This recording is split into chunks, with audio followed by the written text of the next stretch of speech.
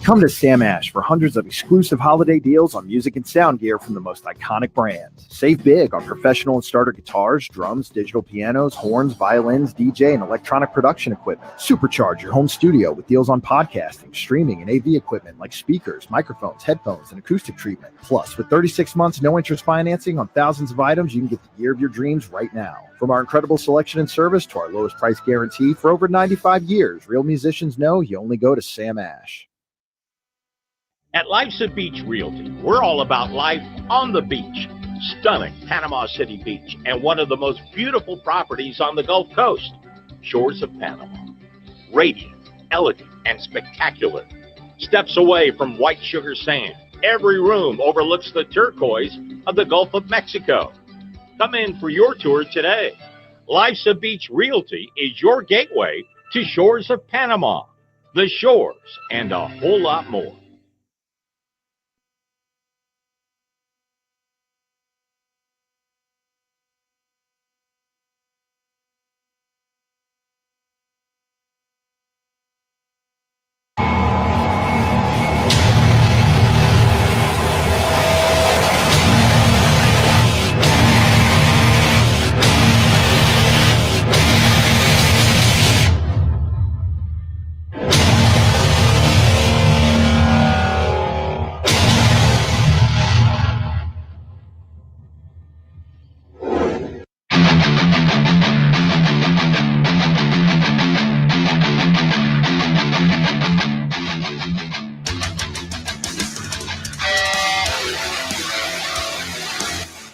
You're now in the Sports Web, a sports talk show for the hardcore fan. Bring your passion, bring your excitement, just don't bring any nonsense.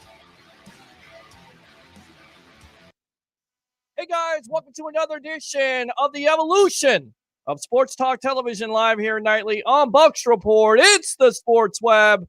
I'm your host, Peter Blake, giving you something to think about. And as we always start off the Sports Web, bring your passion, bring your excitement, just don't bring any nonsense. On tonight's show, we will get into the Bruce Arians comments from Pat McAfee and also talk about his comments from Kurt Warner on the NFL Network. And then we will talk about the recruitment once again of Rob Gronkowski. We'll have one of the newest writers on, the old salty buck himself, Mr. Jeremy Morrow, not Burrow. I didn't say it this time. And we'll have Tampa Bay Ray Kennedy, my co-host. And then, of course, your phone calls 727-266-5851. It's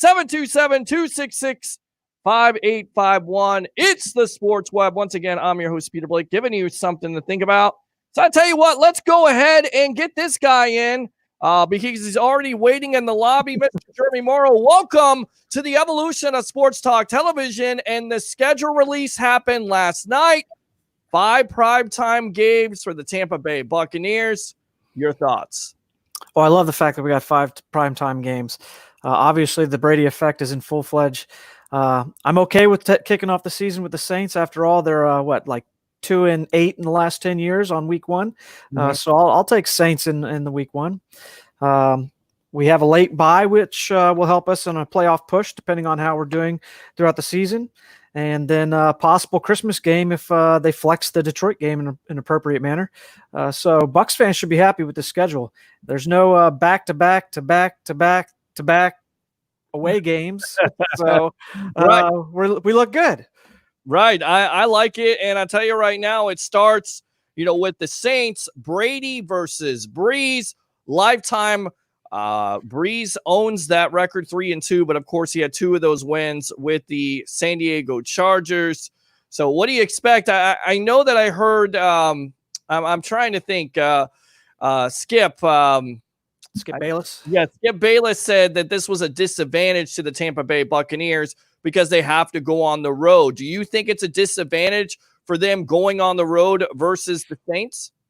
So I don't think going on the road versus the Saints is necessarily a disadvantage. The biggest disadvantage is going to come on whether or not we can get into preseason with camp and Brady can get in touch with his wide receivers and get that continuity going. And if they can't get the continuity going, then it might be a disadvantage. I still expect it to be a gunfight week one, but going to New Orleans, I don't think that's going to play a factor in it. New Orleans hasn't won a week one game since 2013. And they traditionally have started off slow in the past 10 to 15 years. So it's hit or miss, really. Yeah, and 2 years ago, the Bucs went in there, won a shootout. Of course, this is a different team to a certain degree because now you have Tom Brady, of course, at the controls and Rob Gronkowski. We're on with our newest writer here on Bucs Report, Mr. Jeremy Morrow, on the evolution of sports talk television. They call him the old salty buck. We're also live on Facebook, YouTube, and Twitter, so definitely chime in if you want to. And once again, open phone line 727-266-5851, 727-266-5851. Looking at this schedule, they play Carolina, of course, afterwards. You got to go to Denver. And then for me, this is the toughest part of the schedule. The LA Chargers come to town October 4th. Then Thursday Night Football on Fox versus the Chicago Bears. Then you come home, play another pretty good team and the Green Bay Packers at 4:25. And then you play the Vegas Raiders on Sunday Night Football. And then after that, on November 2nd, it is a Monday night affair against the New York Giants. Let me ask you this. With that gauntlet of teams, how do you feel like they shake out there? Is it an advantage to have all those primetime games, or in your opinion, is it a disadvantage? Players always seem to play better when the spotlight shines the brightest. And they're going to get that opportunity with those primetime games. I think this team will step it up and come out well. If they can start off the season 2-0 and already have a jump on the NFC South, if they do drop a few of those games, they should still be in a good position to put themselves in a playoff contention and to take the NFC South, depending on how they come out. If they can come out of that gauntlet, like you said, with a winning record, this team's in a good spot. They're in a very good spot, and looking at these teams right now, look at this schedule. Who, in your opinion, poses the most difficulty that you don't know about besides the division rival and the Saints, the Falcons, and the Panthers? Because, look, the Falcons are kind of up and down. You really don't know what to expect from them. From all intents and purposes, the Panthers are in a full rebuild right now with Teddy Bridgewater and a new coach and everything like that. So who on this schedule you think really poses a tough matchup besides the obvious, the Kansas City Chiefs? I wouldn't sleep on the Detroit Lions. Okay. If Matthew Stafford comes in there and he's healthy and they can get that wide receiver core going, and for once, if they can get a run game that's complementary to help Stafford out, I don't think that the Detroit Lions are as bad as everybody thinks they are. And if they continue to be slept on, this could be a team that traditionally likes to show up in December and around Thanksgiving time and get that spotlight game and sometimes knock a team out that they shouldn't have. You have to win. You have to win those games that you're expected to win. And that's one of those games that, as it stands right now, we are expected to win, but I wouldn't expect it to be a complete blowout. It'll be a fight. Yeah, it'll definitely be a fight. You mentioned Matt Stafford. There's a lot of questions about his injury history here with the back surgery and the back injury. So if he's there, they're a totally different team. You've got Kerryon Johnson, who can't stay healthy, but they also drafted DeAndre Swift. They already have weapons on the outside. And on top of it, which a lot of people kind of don't mention, is that Matt Patricia has coached with Tom Brady, and they have beaten Brady and the Patriots before on a Sunday Night Football game. So that may give them some confidence and maybe somewhat of an edge, right? Absolutely. I mean, somebody who knows how Brady works, how he's been in that offense in New England, and he'll anticipate what Brady wants to bring with him to Tampa and those plays that'll be integral and integrated into the Tampa Bay Bruce Arians offense. Now, how do you feel about the Monday Night Football games? You have the New York Giants, not the greatest matchup, although this team can definitely get revenge for losing to the Giants last year, of course, with the Matt Gay missed field goal. And then they have the LA Rams with their stupid new logo. A lot of fans. But it's a 20th anniversary game on Monday Night Football. The Rams, to me, are a down team. They're not necessarily. I think they're not going to be that competitive. How do you feel about these Monday Night Football matchups? Because it's not great. It's not must-see TV. I get it. Brady is playing the Giants, and they have history, but the Giants are not great. And then you have the Rams, who lost Todd Gurley and Brandon Cooks. So, what do you expect from these matchups? Is that 2-0 in your opinion? I could see that being 2-0. The Rams game could be a fight depending on how things play out with them. But I'd see a 2-0 on Monday nights. And they're just going to have to step up and play under the lights. Brady's going to have their attention and tell them what it's like to play. As we've seen, the Buccaneers have lacked primetime games. So I don't think it'll be a problem. And I'm just happy to see them have those late night games and be the center of attention for once. All right, I tell you what, let's go out to these comments. I'm going to go ahead and put you in the lobby here. Morrow and Bruce Arians had some great comments about Brady and how they recruited him on the Pat McAfee show here. So let me put you in the lobby. We'll go out to that really quick on the evolution of Sports Talk Television. Enjoy. At what point did you guys say we should maybe make a run with Tom Brady? Was that immediately after the season was over? Was that in the first meeting of potential free agents? How did that all come to be? Because nobody expected Tom to go to Tampa Bay. I don't think anybody thought that was going to happen. When did you guys start putting those wheels in motion of, hey, why not us?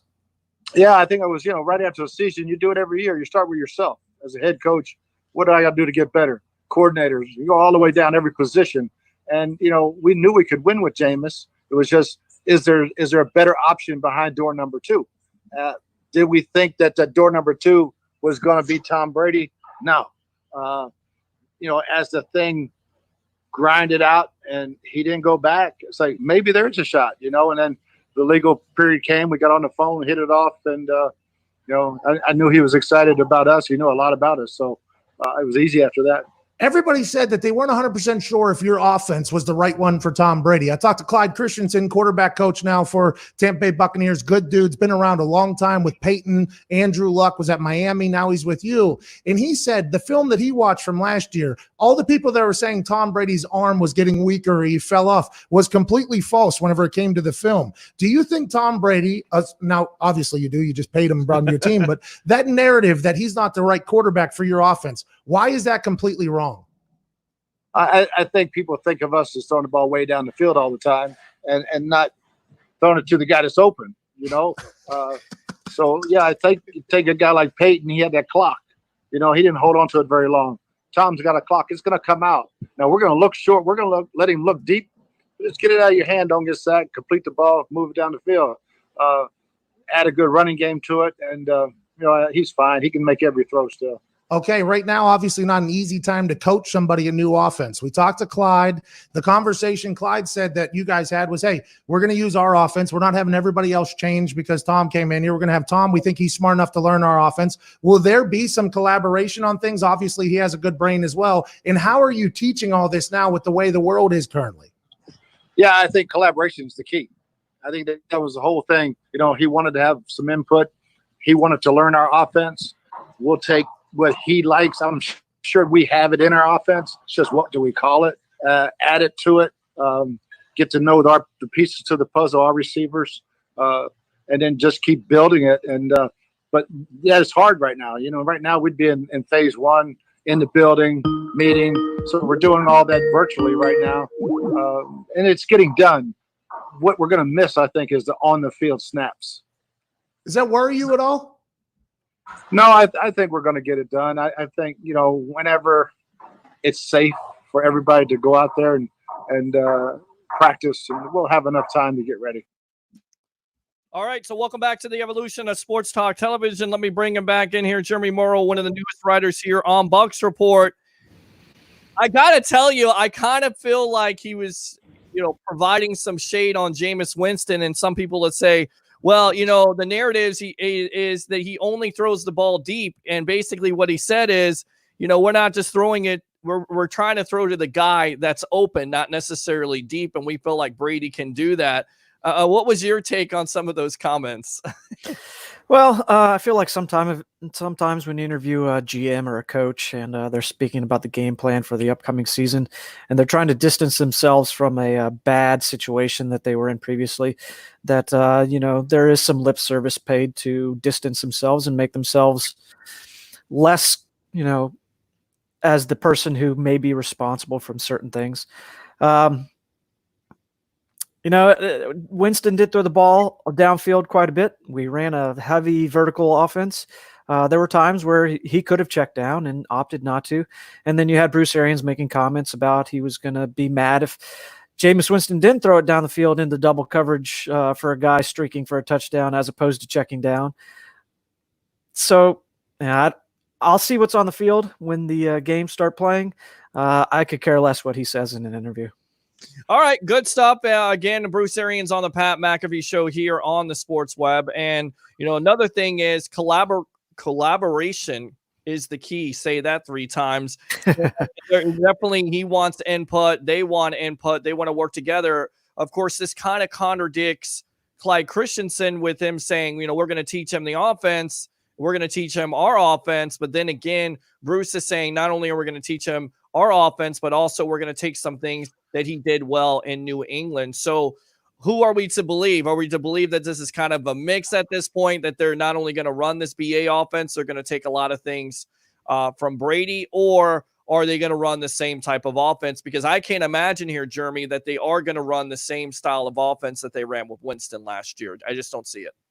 I don't see it either. He kind of alluded to it, though, that you can call it collaboration to an extent, but he's looking into his own playbook for those plays that are similar to what New England ran. So you're probably going to see an uptick in those sort of plays, 2 tight end, 3 tight end sets, and allow Tom Brady to utilize different mismatches across the field. O.J. Howard on a linebacker, Winfield, not Winfield, sorry, Godwin playing against them. Right.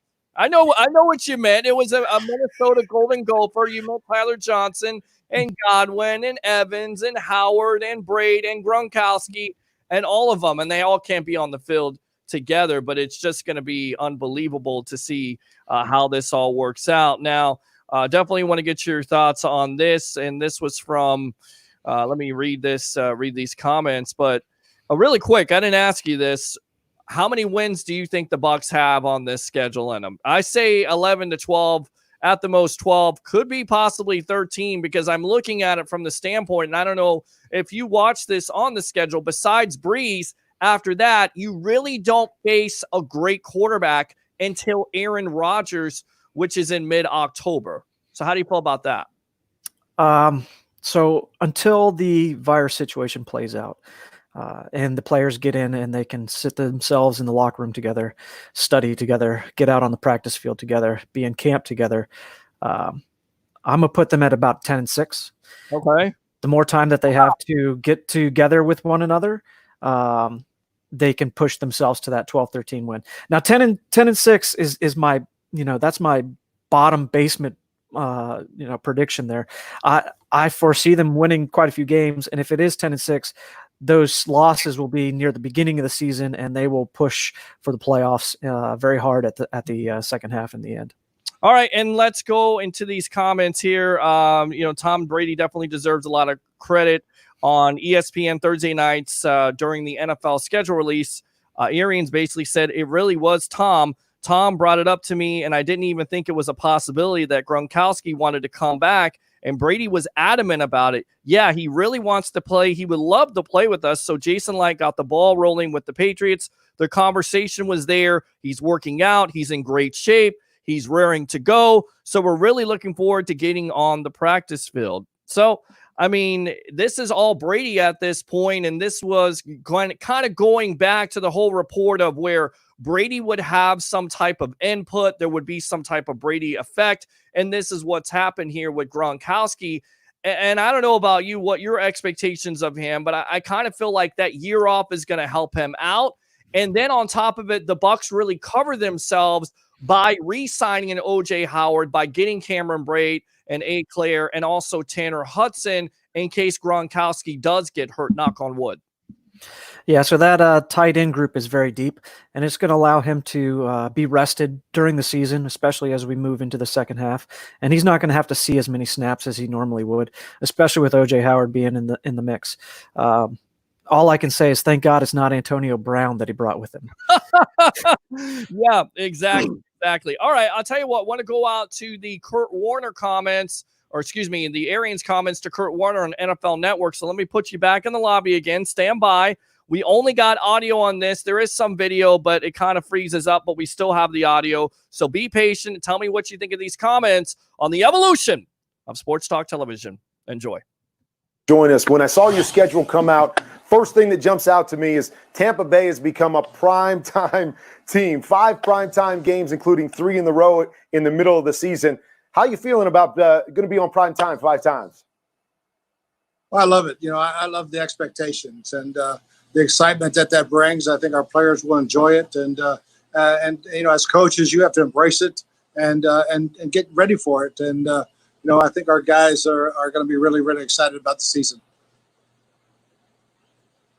We also made a couple primetime splashes in the offseason, bringing in Tom Brady, signing Rob Gronkowski. And I know you've never been shy about setting your expectations out there. Is it safe to say that Tampa Bay is all in on winning the Super Bowl this year?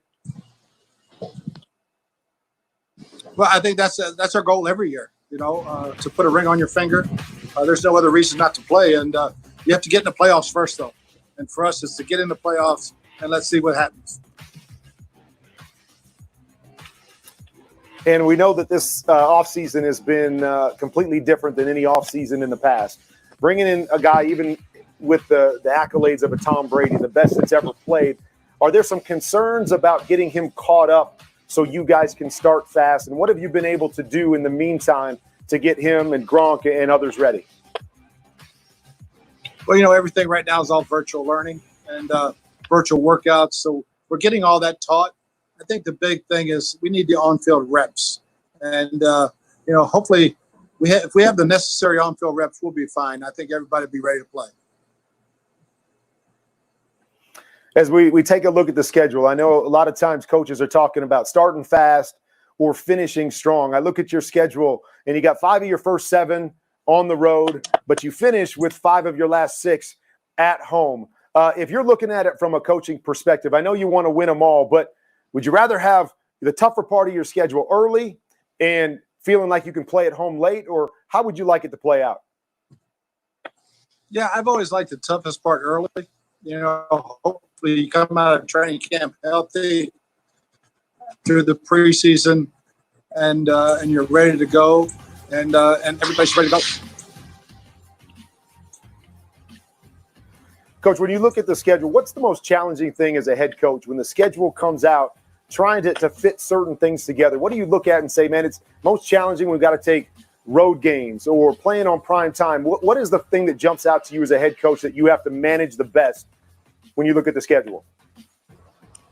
I think last year for us, it was playing in Florida in September and managing the time. We were going to have 4 o'clock games. We're going to have 7 o'clock games. Building practice schedules around the times you're going to play so that your guys, your bodies are in tune to awake at that time, whether it's a 1 o'clock game versus an 8 o'clock game. And last year we were 4 o'clock. This year we're 4 o'clock, 1 o'clock. So, just getting everybody in tune for everything that's going to happen to them in September. Well, Coach, we wish you the best on the season. In the meantime, stay safe and stay healthy. We appreciate you. All right, welcome back to the evolution of Sports Talk Television. I'm your host, Peter Blake, giving you something to think about. Let's bring him back in here, Mr. Jeremy Morrow. So what do you think of those comments? I mean, basically, he doesn't avoid it. He doesn't avoid the whole Super Bowl or bust. He just basically says, we got to make the playoffs first. That should be the number one goal for this team going forward. Of course, if you get in, you never know. But he doesn't shy away from it. He doesn't shy away from the challenge of having the primetime games. He says that we're excited for the team. The coaches are excited. It's a challenge. And you know what? Kurt Warner brings up a great point that we really didn't look at is the 5 out of the 7 first games are on the road. And then after that, they kind of get, I wouldn't say a cupcake, but usually you want those later games at home, and the Bucks are absolutely going to get that this year. Absolutely, and I think that's going to play into them making a push at the second half of the season. No matter how the first half goes, if they go 500 in the first half, they have a good chance of pushing that playoff boundary if they have those home games for the second half of the season. Yeah, I mean, I think it's, again, I'm looking at it. You have the Saints, you have the Panthers at home, the Broncos. They could be scary, but then again, it's in September instead of, like I said, with a colder game in the later months. You get that earlier game, and then you come home, you face the LA Chargers, you go on the road to the Bears, which may be a cold game, but not really, October 8th. I mean, there's some tough, there's some challenges in this schedule, but really, I think this is a lot better than it was last year. So, it's drastically improved over last year. I think the schedule will benefit the team.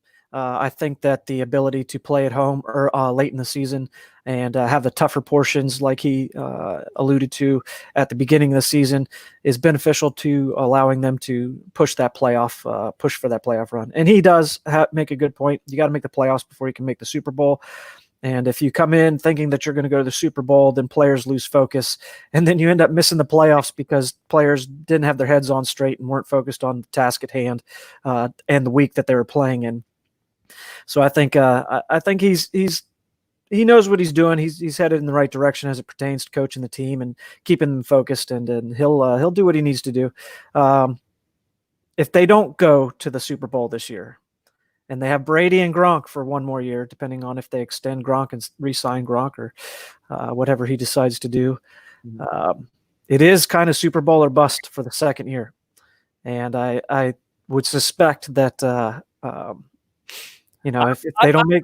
I kind of feel like, Jeremy, it's this year. This is the year with the Super Bowl being in your own backyard, with all the money that you invested, with having Gronk for 1 year at $10 million. I kind of feel like all your chips are in at the center of the table. And then next year, look, if Brady wins the Super Bowl with the Bucks, who's to say that Bruce Arians and Tom Brady and Rob Gronkowski don't walk off into the sunset and just retire? So I feel like this is the year where you have to do it. And look, if the primary goal or the selling point by this organization to get Brady in a uniform was to say, you know what, we need to win a Super Bowl in our own backyard, you got to do it. Absolutely. I do think that if you're going to put the pressure on the team of winning it at home, there is a little bit of undue pressure there that you add in certain aspects of the game, and pressure is one of them, that sometimes teams can collapse because they're overly worked and overly pressured to perform. They just need to take it a week at a time and game plan it a week at a time, and they'll get there. All right, so 10 wins is your low. What's your high? 13. Okay. All right, there you go. Good stuff. What are you working on next here in the next week for Bucks Report? So as of right now, I'm plugging away through all the other teams' rosters because we should see some individuals cut, just like we saw Warford get cut from, or not cut, released from the Saints. There'll be other high-name individuals who end up having the same fate. Their replacements have been drafted. Their price tag is too high. And if the Bucks can gain some cap space, there might be some individual role players who can come in at a low price, want to play with Brady, and want to win. Any chance you think the Bucks would be interested in Larry Warford, the guard? I mean, I know they don't have the money, but is there any chance he would take a small deal in order to play with Brady? Is that the Brady effect possibly? Oh, that would be great if he was willing to take that pay cut. Will he, though? I think he's going to have a lot of suitors. He's a good guard, and he's going to command some money on the free agency market, and I don't think the Bucks are going to be able to play with that. All right, good stuff, Jeremy Merle. Thanks a lot for coming on the evolution of Sports Talk Television, all right? Thank you, sir. You have a good one. All right, there you go, the old salty buck himself. Thanks a lot for coming on. Just to finish off here on the Warford story, 3-time Pro Bowler from the Saints. They cut him to free up $7 million. Of course, they drafted number 24 overall in the first round, Cesar Ruiz from Michigan. So that's the reason why. Of course, played with the Saints and Detroit 3rd-round pick out of Kentucky. Would the Bucs be interested? I definitely think they would in any other given year. I believe they're happy with the offensive line that they have at this point, but are they always looking to improve? Absolutely. Could it make them have more depth? Absolutely. The problem is they don't have the money. I'll tell you what, let's go out. Well, I was going to go out to Blake Anthony, but I guess Blake Anthony got off. So I don't know what's going on here. So I'll tell you what, let's go out to the webheads and read some of your comments here. And then, of course, we got an open phone line, 727-266-5851. I kind of feel like you guys are dead tonight. I mean, it's Friday night. Come on. Let's call the phone line. Let's get excited. Let's do 3 things that we always do here on the web. Bring your passion. Bring your excitement. Just don't bring any nonsense. So get excited. Get pumped up. And fill this phone line up here. All right, let's go. Miguel says, go Bucks. Good stuff. Let's go Bucks, says Yash from Colorado. Go Bucks. Sean says Tampa Bay or Tampa Bay. I know how you're going to say it. Bucks, says Gabrielle. Are expecting BA to make changes to the game plan for Brady. I mean, you heard the comments. He's already talked about it. Collaboration.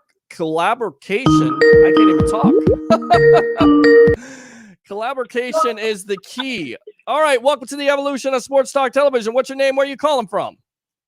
Hey, this is Matt from Oklahoma City. All right, Matt, what do you think of these comments? What do you think of the schedule? I mean, there's a lot of things to talk about. I haven't talked to you in a long time there, Matt Colson from Oklahoma City. Yeah, What's up? I've been anti everything in this COVID quarantine. I don't want to do anything. Getting kind of crazy. Okay. I wanted to talk about the schedule. All right. I was looking at the home schedule yesterday. You guys sent me billions of copies of it in some form or fashion. And I honestly think, and I don't normally do this, but I honestly think we could go 7-1 or 8-0 at home this season with the Brady effect and the schedule of the teams that we have. The only one that I really have issue with of the home games is Kansas City. And I'm not convinced that the defense that ended last season, if they come back at that peak form or better, that we don't smoke Kansas City as well. We could handle Mahomes in Raymond James. Well, that'll be a tough matchup. That's a tough matchup. You look at all the outside weapons. You look at Mahomes at quarterback. And defense, you know, it's not the best, but they still have some playmakers there with the Honey Badger and, of course, Chris Jones, who really wants to prove himself. So Kansas City is, the Super Bowl champion. That's your mark at that point, and that's who you want to beat, and that's who you want to at least not only beat, but be competitive with, because they have such a dynamic offense. And then, oh, by the way, they get a little bit better here, Matt, because they add Clyde Edwards-Helaire. Well, I wasn't aware of that. No, yeah, there you go. Yeah, I'm not doing a whole lot of off-season watching until what are you sure doing? What are we doing here? You're down in the dumps. You're Debbie Downer. I mean, come on, snap out of it. Well, no, I mean, dude, I did the whole draft thing. Okay, I was into that. Okay, I was happy about that, and haven't told you that in 3 years. I was happy about the draft. I thought Jason Light did a great job. They got everybody they needed. They did all the off-season stuff that they've been not doing for years. The only thing that needs to happen now is a training camp. And that's, as far as I can tell, pretty much a given. They're going to go ahead and start that stuff up. I think the only thing they're not going to do is figure out what to do with the stadium crowd to open the season if the COVID thing is still around, which is smart. Right. I'd say they could play at Brandon High School Stadium out there next to the high school with no fans, just a 100-yard field and referees, and put it on TV. They're going to make tons of money on TV. I don't think the ratings for the NFL is ever going to be higher than they will be the opening month of this season. So, I mean, there's a lot of good things coming out of this if we can make it through this quarantine crap and everything else that's going on.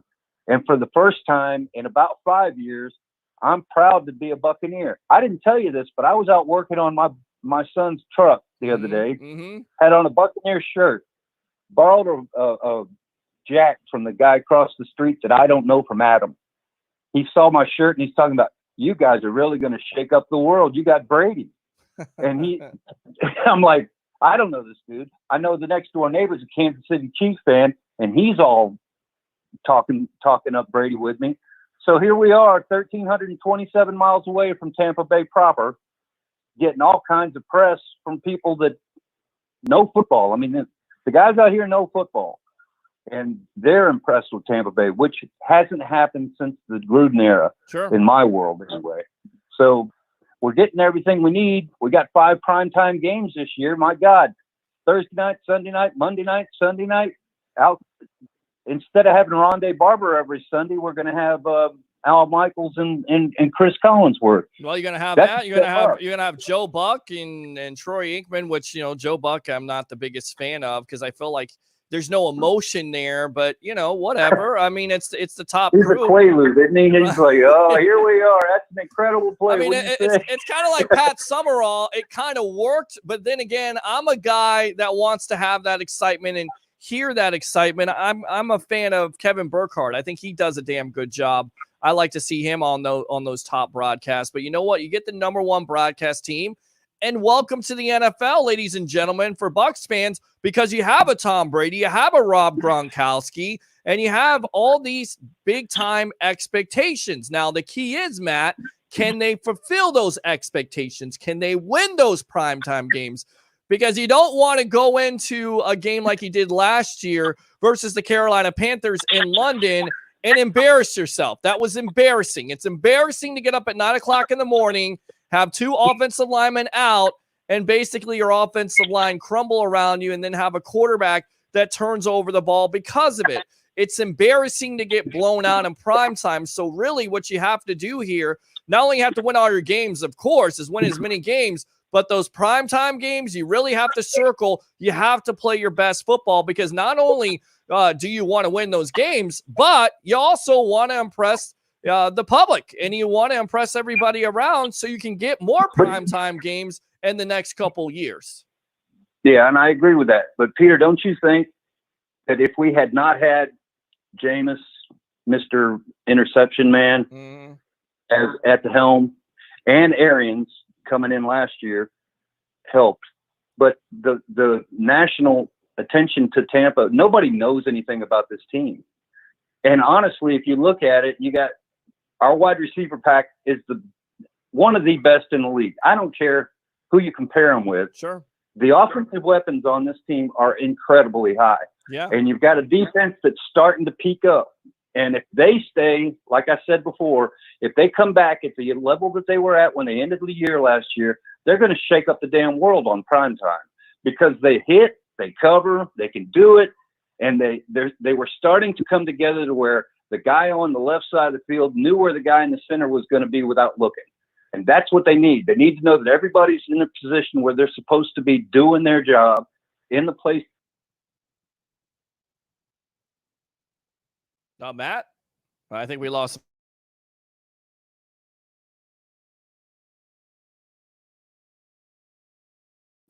Okay, Matt, go ahead. We lost you there for a moment. Go ahead. I got you. I'm still here. Okay. Okay. I don't know where you left off, but if the defense plays like they did at the end of last year, we're going to make some waves. We may not make the Super Bowl that everybody's asking for, but we need playoff turns, to be honest. If we went to the playoffs, not a wild card, but I mean, dead honest, we made it in there and started showing up every year, people would have a whole lot more respect for this team, and they'd know who the heck we were.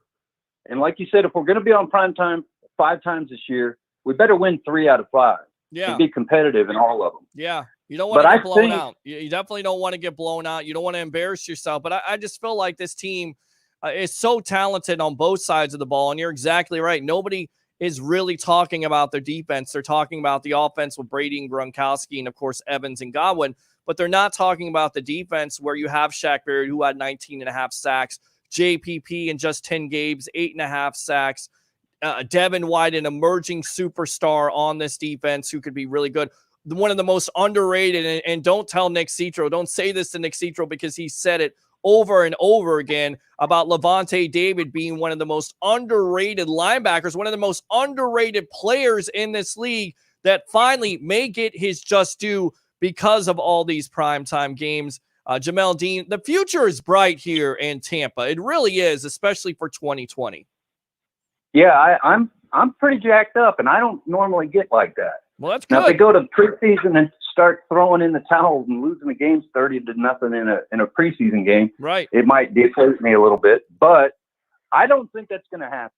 I think that Arians, you've alluded to it, I want the ring, and then he's going to go fishing. He'll be done with it. And I think Jason Light would cap off his career if he could get a Super Bowl. He may not be here next year. And I'm not sure Brady would hang around if he got one. He'd just say, I did it, and I did it outside of New England. Thanks, guys. It's been a good time. And we go chase after Aaron Rodgers. I think that would be a great idea. But certainly a possibility, that- right? With everything that we know about the Bucs, we'll see what happens. So how are you looking at this schedule right now? Give me a win total. well, if you're going to get 8 at home and half of them on the road, right? So you're looking at least 11 or 12. Okay. I'm scared to do that because you did it last year, 10-6 Well, or 10-7, look, whatever you called look out. here. And we ended up. Look here, buddy. I was almost right, and even the coach agreed with me. If you have a field goal kicker that can make some of those kicks, and you don't turn over You're the right. ball that much, you're damn we right. left- I'm right. What did we do? Say it again. We left 4. Say it again. I'm right. You're right. We left 3 or 4 of them on the field, didn't That's we? right. Yes, you did. Especially the Giants game. Yes. The Giants game is the one that put me in the doldrums where I didn't want to even watch Jameis Winston anymore. Ugh. I was disgusted. And I don't know what game it was that we played, and I think it was with Dirk Cutter, where we got 500 yards of offense and like 2 field goals or some shit. Yep, that was against the That's Washington embarrassing. Redskins. Yes, it is. That's Absolutely. bad. All right, so 11 to 12. I got you down for 11 or 12 wins. You think that's going to change here in the next couple months? You going to get more excited? I'll be gassed when the season starts. I don't know where I'll be at week 8, but Okay. I'm ready for things to go, and I'm looking forward to it. Like I said, last 3 years I've been like, yeah, it's starting. Maybe we'll do something good. I'm hoping we will. Maybe James will finally wake up. Well, that issue's off the table. Now Right. everybody in New Orleans can worry about that. I'm going to worry about, is Brady really as good and not too old? That's the thing that I'm still questioning. If he's going to get bounced around in the back there, he's not going to last very long. And I don't know what we're going to do if that's the situation. But if we get the offensive line to hold up and he can do 1, 2, 3 and release, which he's normally doing, I don't think we're going to have much of a problem. And it's the defense that's got me impressed. Johnny Dean's talked me into it. Okay. He's got something he sent me the other day about Jamel Dean. I had no idea the guy was that good because I remember the game where he got smoked like 6 or 8 times. Yep. But he did come back at the end of the year and he was something else. And his statistics, as Keith Larson likes to talk about, numbers never lie. His stats were way high and nobody knows who he is. Nobody knows So who you he got is. Sue. Yep. Go ahead. We got Sue that everybody's aware of. We got JPP. Everybody knows his story. And Shaq Barrett shook up the world last year. But beyond that, we've got a whole bunch of youth that's just begging to be noticed. Yep. And that's where I'm excited. That's what I'm happy about. And that's what I'm looking forward to watching. I think the defense is going to be incredible. And I'm going to get off your old phone right now and let y'all have the rest of the night. All right, man. Use your second call. Thanks a lot for calling the evolution of Sports Talk Television. All right, boss? All right, there you go. So let's go ahead, get my co-host on here. What did Bruce Arians say? Let me see if I can say this again. Collaboration. Collaboration is the key here on the evolution of Sports Talk Television. So if it is the key, then I will go ahead and hand my car keys to Mr. Tampa Bay Ray Kennedy, my co-host of the evolution of Sports Talk Television. Welcome, my friend, on this Friday night. What are you out and about doing there? You know, I'm over here. They got the Irish 31 open up over here. Things are starting to slowly move on a Friday night. So I thought I'd stop and went home, took a quick shower, thought I'd come up here, got away from the house a little bit. Wanted to talk a little bit about that schedule, Peter. It's going to be a tough one this year. Yeah, it's definitely going to be a tough schedule, but, 16th ranked. But you look at the teams and then you start your first 5 to 7 out on the road. Of course, opening up with the New Orleans Saints and Drew Brees. Brees versus Brady is the big-time story. Of course, the underlining storyline would be Jameis Winston, his 1-year contract, being the former Bucs quarterback. They're going to be talking about it, but of course, all eyes are going to be on both offenses being so explosive, especially the Bucs. And you gotta wonder, Sean Payton's going to have a package in there somewhere. And it's just because he likes to compete. He's a competitor, and he's going to want to let Jameis go in there and do something. And they're probably going to have something cooked up, and the Bucs defense is going to be ready for it. But, it's just we knew that we kind of knew. Obviously, when we signed Brady and we brought Gronkowski in here, we were thinking, with this defense taking off the way it has, we're going to get some nationally televised games. And, be careful what you wish for, because we got those 5, right? 2 Sunday, 2 Mondays, and a Thursday night game. But, man, they've got them things sandwiched in there. We have 3 nationally televised games in the month of November out of 4, and 2 Monday night games in November. We go from New York and then come back here against the Chargers. So, at this point, like we said, just signing the players has been great. We hope, every team's going to have a bit of an excuse this year with the off season, and it's the changes, no mini camps, no rookie mini camps and such. But it's going to really take a lot of discipline, and that's what we're kind of hoping to see that Coach Arians and the boys can bring to the team. Is they're going to need some consistency. And they're going to need to pay attention to detail, because, it's going to be the little mistakes that they make along the way that could possibly be the difference between a 10-6 or 11-5 and maybe a 12-4 season.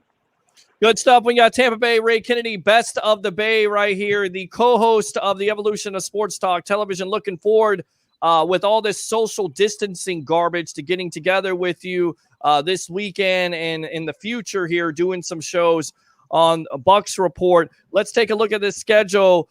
Besides Kansas City, what team to you kind of poses the biggest threat for the Bucs this year?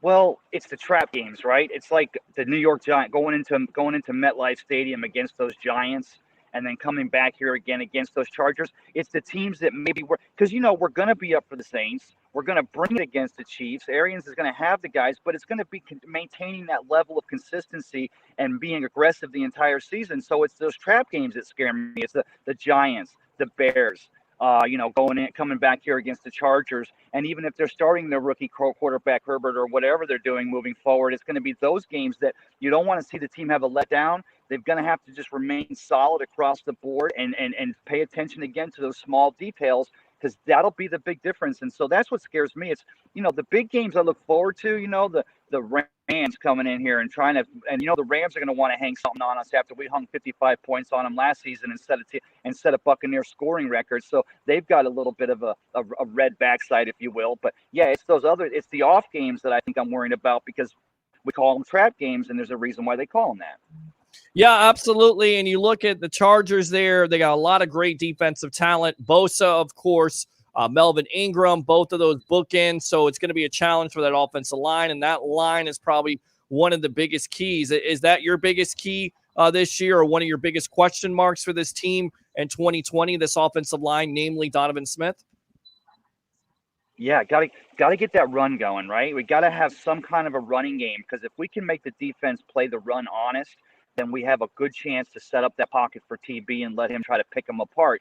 Our defense has got to come out strong, and of course that number one against the rush defense has got to show up again in 2020. We'd like to see that secondary come along and continue to mature with everybody else. But yeah, that offensive line, we're going to have to establish that run game. We're going to have to see Tristan Wirfs pulling out on those running plays and getting downfield and giving some pancakes. And if they can get the running game going, then of course it sets up the pass. But with Arians, we know he likes to use the pass to set up the run. So if either way it goes, as long as we can make the defense play as honest, we can maybe slow down that New Orleans Saints defensive line, or that Joey Bosa defensive line for the Chargers, or even the Panthers were showing. And then look what they did in the draft this year. They're going to be coming in here. We saw Atlanta and Carolina's the way they're going to battle against Tom Brady and Drew Brees and even Matt Ryan is going to the defensive lines in the NFC South are going to be strong this year. So yeah, got to set up the run, got to get the run to set up the pass, keep the defenses honest, and then also make sure we pay attention again to those little details.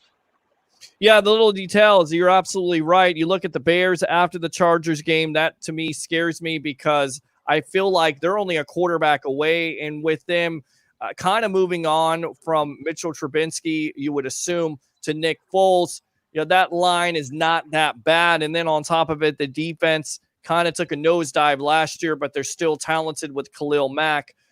They got definitely a Roquan Smith. They absolutely have some defensive players that can give the Bucs some problems. And I really feel like the Chargers, the Bears, the Packers, the Raiders, the Giants, the Saints, and then you got the Panthers that follow. So to me, from October to mid-November, it's like, boom. I mean, you're either going to be a contender, you're going to win these games, or you're a pretender. And a lot of people kind of mention the Cleveland Browns with all the hype, but this is not the same team. I mean, there was a lot of unknown quantities there last year with the Browns. You don't feel like this team is going to be like the Browns where they're going to be disappointing, right? No, because like last year with JPP in the locker room after that game, I think was it in Carolina where some of the DBs, maybe it was Hargraves earlier in the season, but we're going to rely on the veteran leadership on that defense, the Ndamukong Suh, JPP, even a Levante David, and of course the second-year Devin White. I fully expect him to take the reins and step up. So we're going to have to really rely on our veteran leadership, and then of course on the offensive side of the ball, we're going to rely on Tom Brady, and we're going to rely on Gronkowski. We're going to relying on a Mike Evans and a Chris Godwin. So it's not like the Cleveland Browns where they're constantly throwing first-round picks and they're throwing gas on the fire trying to get a flame going. We've got the leadership in place, but it's just going to be, again, because last year it was the 57 days straight, the 7 games away, right? That was our punishment for getting the Super Bowl this year, was that we had to do the London game and all the away games. Now this year the NFL didn't do that to us, and I'm not saying they have it out for us, but man, Peter, you look at those primetime games as a Buccaneers fan, people are looking at it thinking, wow, it's great, we're on TV, we're nationally televised, but you know how hard it is for those players to get up for these games, and then how hard it is to decompress after the games. Well, we got to turn around 3 times in 4 weeks, so we got to we're on the national stage, so we're going to be getting up the entire season. So as much as we're going to rely on that veteran leadership to take the reins of this team, there's going to come a point where we're going to hit a wall. So it's just a matter of, does Bruce Arians have the boy? Can he keep that ball rolling the entire season? Is there a setback? There's going to be a setback. I mean, that's the reason why they play the games. That game 1 against New Orleans, Sean Payton's already out there with his guys getting ready for that game 1, just like, Bruce Arians is already game planning for that first game against New Orleans at New Orleans. So that first game, well, I tell you what, hit the ground running from game 1 through the entire season. Whenever it starts, hopefully on time, we just got to make sure we keep that passion and we keep that consistency throughout the entire 2020 season. Absolutely. Were you surprised that he didn't back away from that Super Bowl or bust? Because Kurt Warner asked him on the NFL Network, is it Super Bowl or bust? And he said, look, that's our intention. We're trying to put a ring on it. But at the end of the day, we also got to make the playoffs. Do you feel like it's Super Bowl or bust for this team? Or are you going to be satisfied in your opinion? And do you think fans would be satisfied? Because you're the voice of the fan here on the Sports Web. Do you feel like fans would be satisfied with just making a first or second round appearance, or do you feel like they have to win a Super Bowl or else? That's a trap question, right? Because, Ndamukong's on a 1-year, JPP's on a 2-year, Shaq got the franchise. We've got cap space opening up. So it's not like this team's completely leveraged and we're looking at cap hell for the next 3 or 4 seasons. So from that standpoint, we still have room to maneuver if Jason Licht can continue to work that magic and get the guys to buy in. But that being said, of course, with the pieces we put in place, if that defense shows up like they did last year, especially at the end of the season, and this offense, we still have 2 Pro Bowl receivers, and we've got Tom Brady back there pitching the biscuit now. So I say that the Super Bowl is not unreasonable expectations, but I believe that as the Tampa Bay area, just to be back in the mix in the national media and getting the attention, I just don't want to see this team go into, we're going to have that one game, we're going to stumble, or that first quarter, or Matt Gay misses a field goal, or something's going to happen. And, there's that moment where everybody takes that deep breath and they go, oh, here we go again. And it's like, no, remember, guys, this is the reason why they play the game. There's 32 teams out there that have their hearts set on a Super Bowl. We have a better chance than most. We just have to make sure we come through. How do you feel like this offense will work out with Brady at the controls? Because they said it, Coach Arians said it himself. Collaborate, man, I can't even say it. I gotta read it again. Collaboration is the boy, oh boy. And do you feel like that? I mean, are they going to take some things from the Patriots offense and install them in this Bucs offense, or do you think they're just going to run straight BA's offense here? I love that question, Peter, and I love that angle because just like the Patriots, we'd almost want to call them a no-name team because year in and year out, they're putting it together. They're putting the right pieces in place. We don't have a lot of egos on this team. We don't have, even our superstar, Mike Evans at the wide receiver position, being on our team now, going on a seventh season, and he is a superstar. We don't have the egos that we don't have the guys that are going to go off the rails, right? We don't have the guys that are going to come in here and they're like, okay, it's my way or the highway. So from the collaboration standpoint, I believe what Coach Arians is talking about is the fact that everybody's got to buy in, check your egos at the door, bring your lunch pail to work, and start pounding that rock from day one. And from that standpoint, the collaboration it's going to take to get to the Super Bowl is everybody being on the same page. And that's the big question, right? We just have to see how Coach Arians is going to do that. Because it's one thing to have all the toys in the toy box, but it's another thing to figure out how to use them wisely and how to keep those toys happy. Fortunately, we don't have egos to deal with. So from that standpoint, it's just a matter of getting the guys on the same page. And I don't see that being a problem. And speaking of being on the same page, we got Tampa Bay Ray Kennedy, my co-host. I'm just going to call my fan analyst because he is the voice of the fan, best of the Bay here on the evolution of Sports Talk Television. I'm your host, Peter Blake, giving you something to think about. Open phone line if you want to call up. I mean, don't be scared, guys. Just because we got a guest on doesn't mean you're going to interrupt anything. We got strong Wi-Fi. Thanks a lot to Spectrum. 727-266-5851. It's 727-266-5851. You're in the...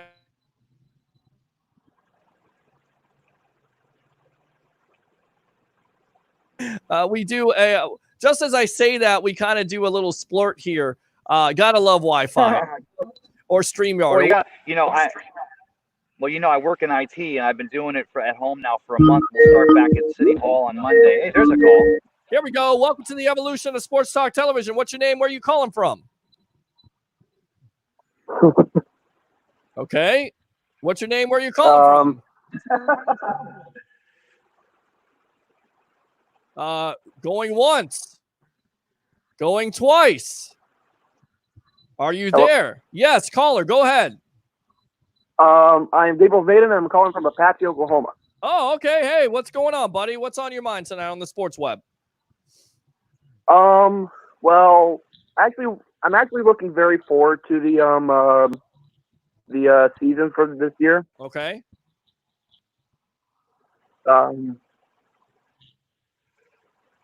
Yeah. That's it? No, sorry. The Facebook was open.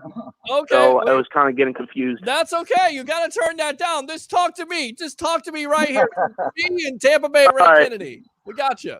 Now we are good. We are good. All So right. Go ahead. I'm really looking forward to this season for the team in general. Okay. Our I see our season going very well for us. Maybe 12 wins, maybe 13 if we're lucky in a game. Okay. I think Shaquille Barrett will do very good again. I think he'll actually repeat as a sack leader. Wow. I think Mike Evans and Chris Godwin will once again go for 1,000 yards. Wow. So my expectations are high this year. Yeah, I mean, I think they should be because I look at it here. And what's your name again? My name's Gabriel Vaden. Oh, okay. All right. Thanks a lot for calling. And like I said, you have Tom Brady, who had 24 touchdowns last year, 8 interceptions. So even with just one weapon, still pretty good numbers. And now you're going to give him a plethora of weapons on this team. Even though he's in a new offense, you're going to take a lot of the things that he did well with the Patriots and install them into this new offense with the Bucs. So I feel like he could definitely go over 30 touchdowns, and you could have 2 wide receivers with 1,000 yards. Would you be okay with that? I don't know, because does that mean your running game isn't good? You want to have balance to your offense, but it's certainly possible for this offense to definitely explode this year, right? Yeah, I mean, we drafted, 2 running backs this year? Right. Keyshawn Vaughn out of Vanderbilt, who's kind of an unknown. But look, here's a running back who played in top competition with the SEC, had one of his best games versus that LSU stingy defense for 180 yards, 2 consecutive 1,000-yard seasons after transferring from Lovie Smith in Illinois, which is a bad program in the first place. He's starting to pick it up, but he certainly seems like he's everything is advertised in a 3rd-round pick. Look, I don't have to remind you here how many 3rd-round running backs have been drafted in the past in an Alvin Kamara and a Kareem Hunt. So there's definitely a possibility for him to push Ronald Jones. And then on top of that, Gabe, the great thing is that Ronald Jones is going to have a third year or second year in this offense, third year in the NFL. You feel like the game may slow down. He may be comfortable. And as Nick Citro was saying, our draft analyst, he got better in the second half of the year, namely with pass protection. I mean, that's exactly right. He's a workhorse. Well, I don't know if he's a workhorse, but I think both of those backs together and then having Calais, and we really don't know what they're going to use him for, maybe as a special teams guy, a little guy that can do a lot of things. And we've already heard, he's a smaller version of David Johnson. Well, if he's a smaller version than David Johnson and you've had a coach who coached Johnson before, that could be a really good thing. Of course, we'll see what happens in training camp and the training camp battles. But right now, this running back stable looks a lot better. And I think it's going to get better because they've added talent. And then on top of it, Jones should be more comfortable in his second year in this offense. Does that make sense? Yes, it does. Yes, it does. Okay. Unless training camp starts up again and Vaughn somehow beats out him for the starting job. Yeah. Well, okay, so you're looking at the schedule. You're excited about the schedule. You have the 5 primetime games. What number are you putting on this team? How many games are they going to win this year?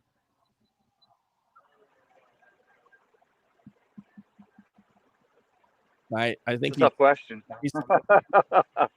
How many wins? How many wins for the Bucs this year, in your opinion? 12 wins. 12 wins? All right, 12-4. All right, anything else, buddy? Yes, the 4 losses that I have are actually want to say the 4 losses that we're going to have this year. Okay, go ahead. In my opinion. Go ahead. I think we're going to get wiped by the Saints because they're actually a more put together team, even though they collapse the Vikings each year. Okay. I'm saying we're going to lose against Kansas City because it's Patrick Mahomes. He has a cannon for an arm, and he can throw a 70-mile-an-hour pass and get down the field before we can even blink. Sure, Super Bowl champions. All right, that's fair assessment. What's the other team? Actually, Green Bay. Okay. I mean, that's certainly possible. I feel like they're more put together on the defensive side of the ball. Mm-hmm. And I'm not saying our defense is bad. They're actually very good. They came up at the end of the year. They were starting to get there, and then Jameis had to throw a pick 6 at the end of it. Yes, very true. Very true. And even though Aaron Rodgers only has the one receiver, he's a very good receiver. It's like if I were to put it in a comparison from last year, it would be with Tom Brady and Julian Edelman.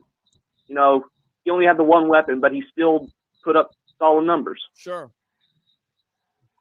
So you got to think. Those are my opinions. All right. So good.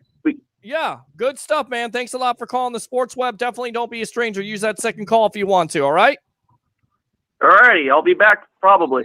All right, sounds good. There you go. I like that. He said, I'll be back probably. I think he'll be back. 727-266-5851. It's 727-266-5851. It's the Sports Web. I'm your host, Peter Blake, along with Tampa Bay Ray Kennedy, best of the Bay, fan analyst, voice of the fan in the Tampa Bay area. In my opinion, I feel like that. So were you surprised by Coach Arians' comments? And then we're going to get out to the webheads after this. Were you surprised by the comments of where he said it was kind of a false narrative that my offense is all about throwing the deep ball? We've got to throw the – wow. We've got multiple calls here. Welcome to the evolution of Sports Talk Television. What's your name? Where are you calling from? Rick from Atlanta. How you doing, Rick? Good, man. I want to ask Ray a question, being the voice of the fan. Because I've been a fan since 76, actually, April 24th, 1974, when they announced the team. Okay. So here's my question. Have you ever felt like a team is this complete? Anytime with the Bucs? Okay, and we're good. I can hear him because I'll mute you and listen. Okay, go ahead, Ray. Have you ever felt like this team is more complete? I mean, 2002, they had 4 primetime games. It was all assumed with that defense that they were going to get it done. But, of course, there was offensive questions with Brad Johnson. Do you feel like there's a more complete team than the 2020 version of the Tampa Bay Buccaneers? No, and that's a great question because, even back in 2002 and 2001 and Tony Dungy years, we had the most outstanding defense. And even back in 79, We had outstanding defense, but we never quite had the offense, right? The offense was just, we were trying to figure out a way for the offense to get out of the defense's way. And we're still talking about with, Joe Juravicius and Mike Allstott, the A-Train, and Brad Johnson did a splendid job, and Michael Pittman, and they got the job done. And they were able to sustain or keep their head above water and let the defense take over. So no, from that standpoint, offense and defensive side of the ball, we haven't seen a team this complete. And I go back to 2 years ago when Ryan Fitzpatrick came out the first 3 games of that season, with Jameis missing the first 3 games 2 years ago, and he came out and set the record, 400-yard plus passing games in a row, put a pair of shoes in the Hall of Fame, and it didn't feel right.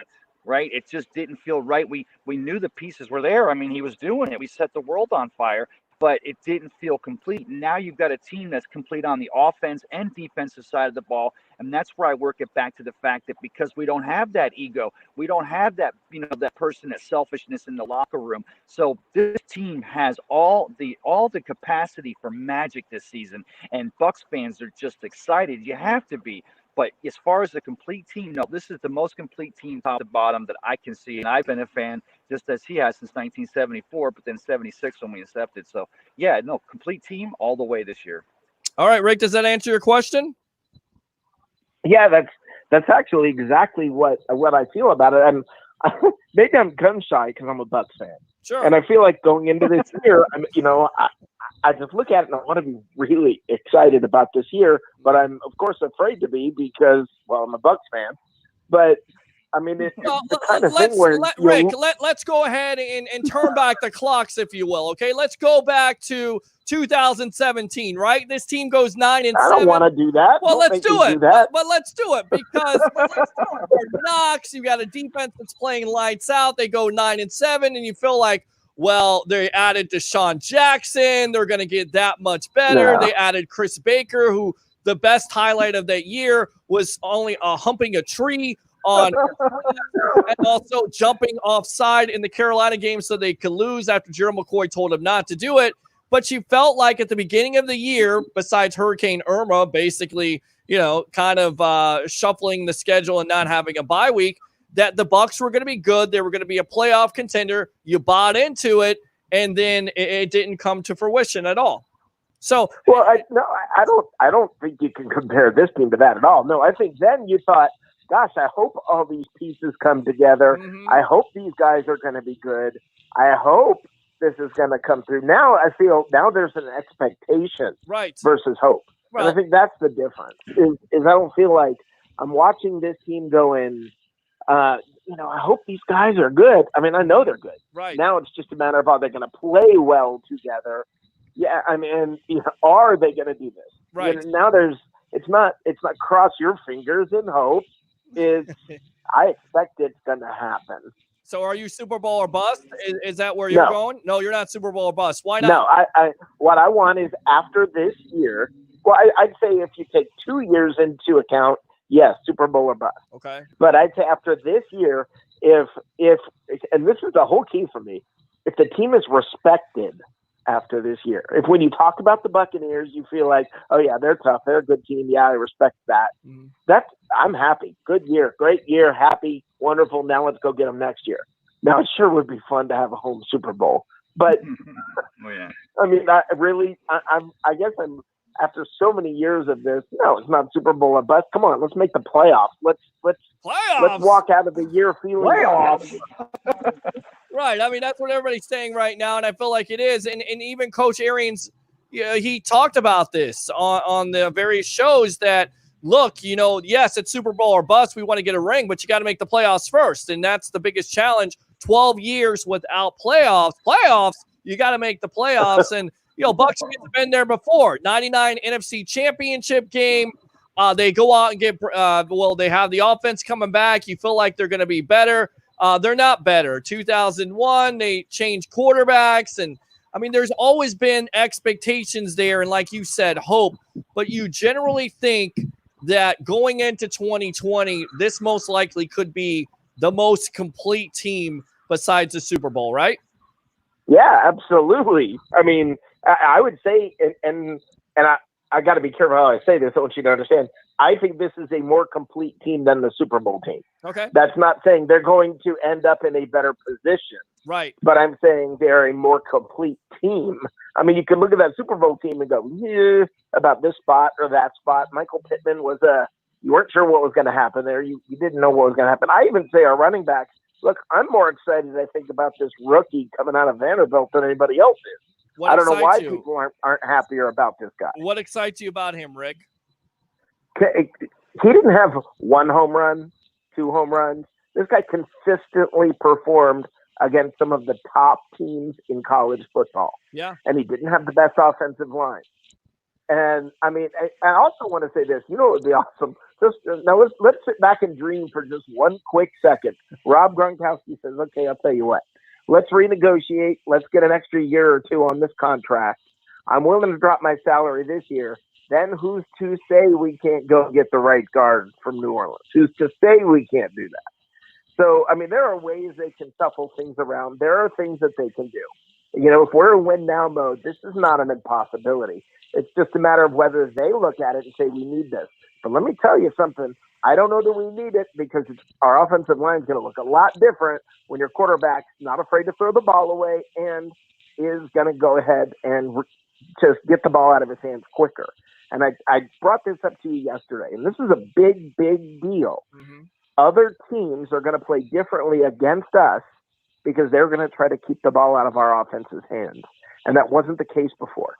So what we're going to see, our defense is going to look better because they're not going to be trying to just throw the ball downfield. They're going to want to keep the ball out of Tom Brady's hands. Yeah. They're going to.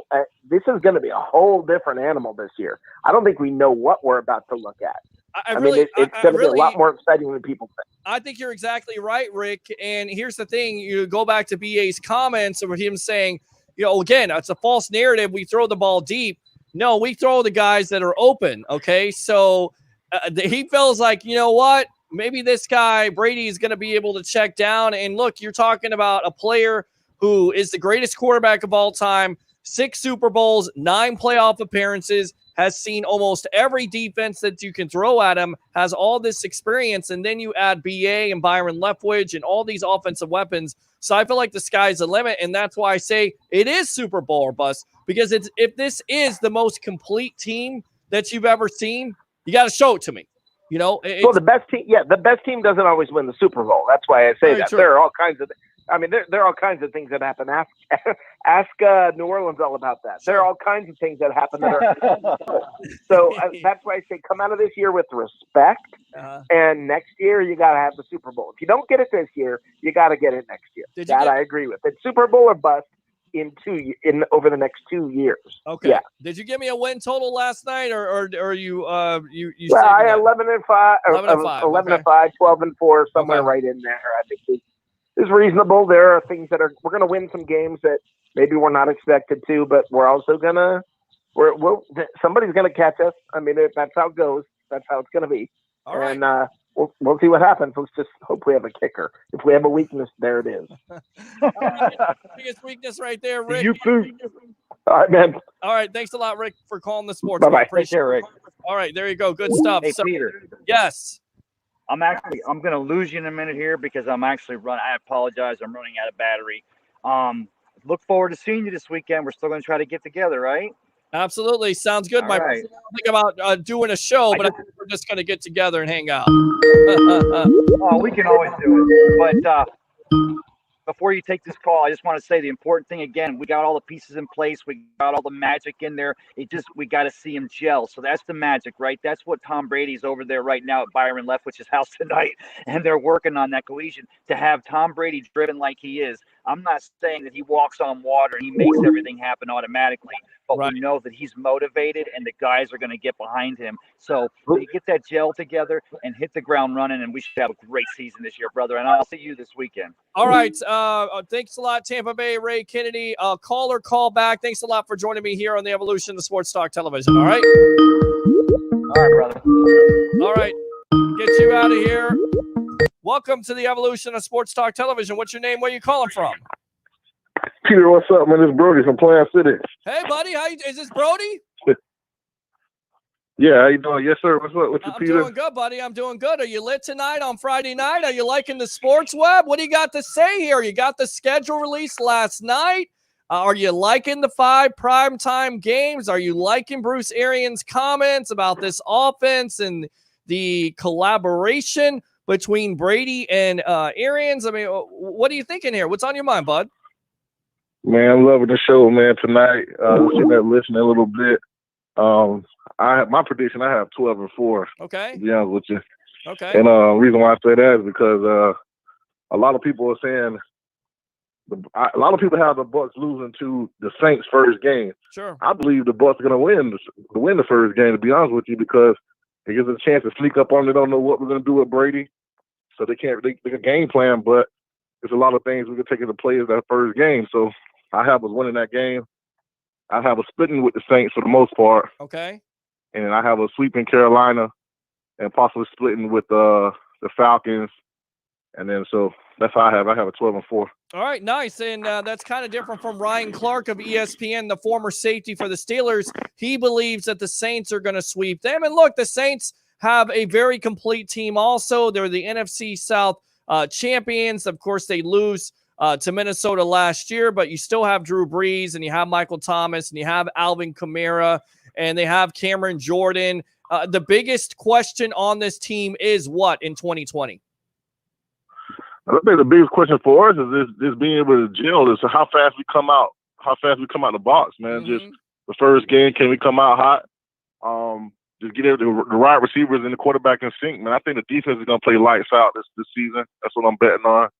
I think the second year in Todd Bowles' defense is going to come out on fire, man. I think just letting Brady just use his leadership alone, man, that says a lot for the Buccaneers as far as this season.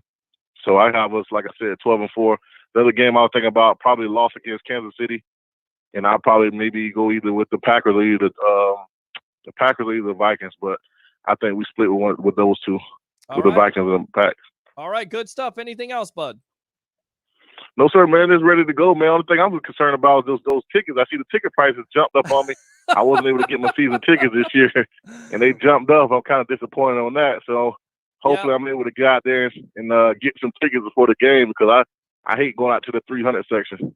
Well, hey, you got to do what you got to do, but I definitely agree with you. You know, I'm kind of been in the press box for a couple years, and then now I'm not, so I want to get back to the press box. But being up in that 300 section or being down there in that lower bowl, at least the games are not at 1 o'clock, because it is absolutely sweltering heat. And anybody who goes out there, I feel like you should all just wear tank tops and whatever else. Just wear bathing suits out there because it's so hot. But good thing there is 1 o'clock games. But look, you got to do what you got to do. And if you don't get tickets, we'll have you covered here on Bucs Report on the Sports Web. We'll try to give you as much play-by-play and as much stuff that we can give you here on the evolution of Sports Talk Television. All right? I have one last thing for you, Peter. Yeah. I see the Saints got rid of their offensive guard. They released him. Yeah, we just talked about it. Do you, by any chance, know anything about the Bucs? Maybe take a look at him, or you don't think it's possible? I don't think it's possible because they don't have the money to do it. Any other given year, they would, because he is a 3-time Pro Bowler.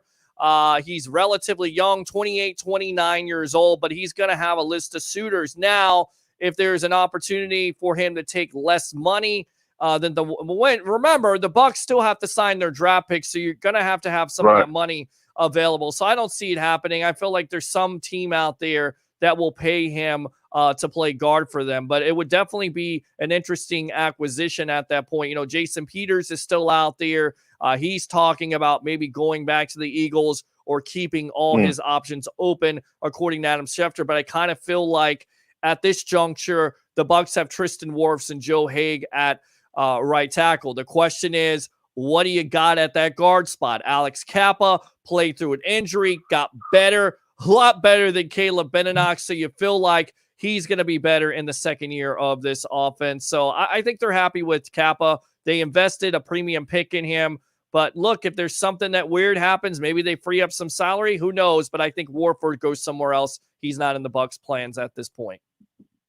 Okay. I appreciate it, man, talking to you, Peter, man. Enjoy the rest of your night. Yeah, Keep man. doing what you're doing, man. The fans enjoying it. Absolutely. And tell your friends, and definitely tell them there's other ways besides Facebook. We're on Twitter and we're on YouTube. and use that second call. Okay, Brody? I got you, man. Appreciate your answer, man. Thank I you. appreciate Go you Bucks. too, buddy. There you go. Good stuff. I like it. 727-266-5851. 727-266-5851. It's the Sports Web. I'm your host, Peter Blake, giving you something to think about. Let's go out to the webheads here, read some comments. Kind of been neglecting you really quick. Want to throw a shout out because, as you know, I have a 96 Mustang GT. It's white. It needs a paint job. Hopefully a family friend will come through for me there. But the transmission went this week. Thanks to Amco Transmissions. Well, we'll get back to that in a moment. Welcome to the evolution of Sports Talk Television. What's your name? Where are you calling from? Man, I got through. This is Blackie from Atlanta, Pewter. What's up? What's going on, buddy? You call me Pewter Blake. I love it. What's going on, Blackie from Atlanta? What's on your mind tonight? I'm like everybody else. I'm really excited about this season. Okay. I think we're going 11-5. I'm hoping for playoffs. I just don't think we're going to go Super Bowl this year. I think we have a better shot next year. But I think we're going to be good because of the defense. Everybody's talking about Tom Brady and Rob Gronkowski, Godwin and Evans and Vaughn and Rojo. But this defense, pretty much everybody's back. And they've added a couple of key pieces that I think Winfield's going to be able to step in right away and make an impact. And that whole defensive back, they're 25 and under, I believe, everybody. Yeah. So there's a lot of youth there.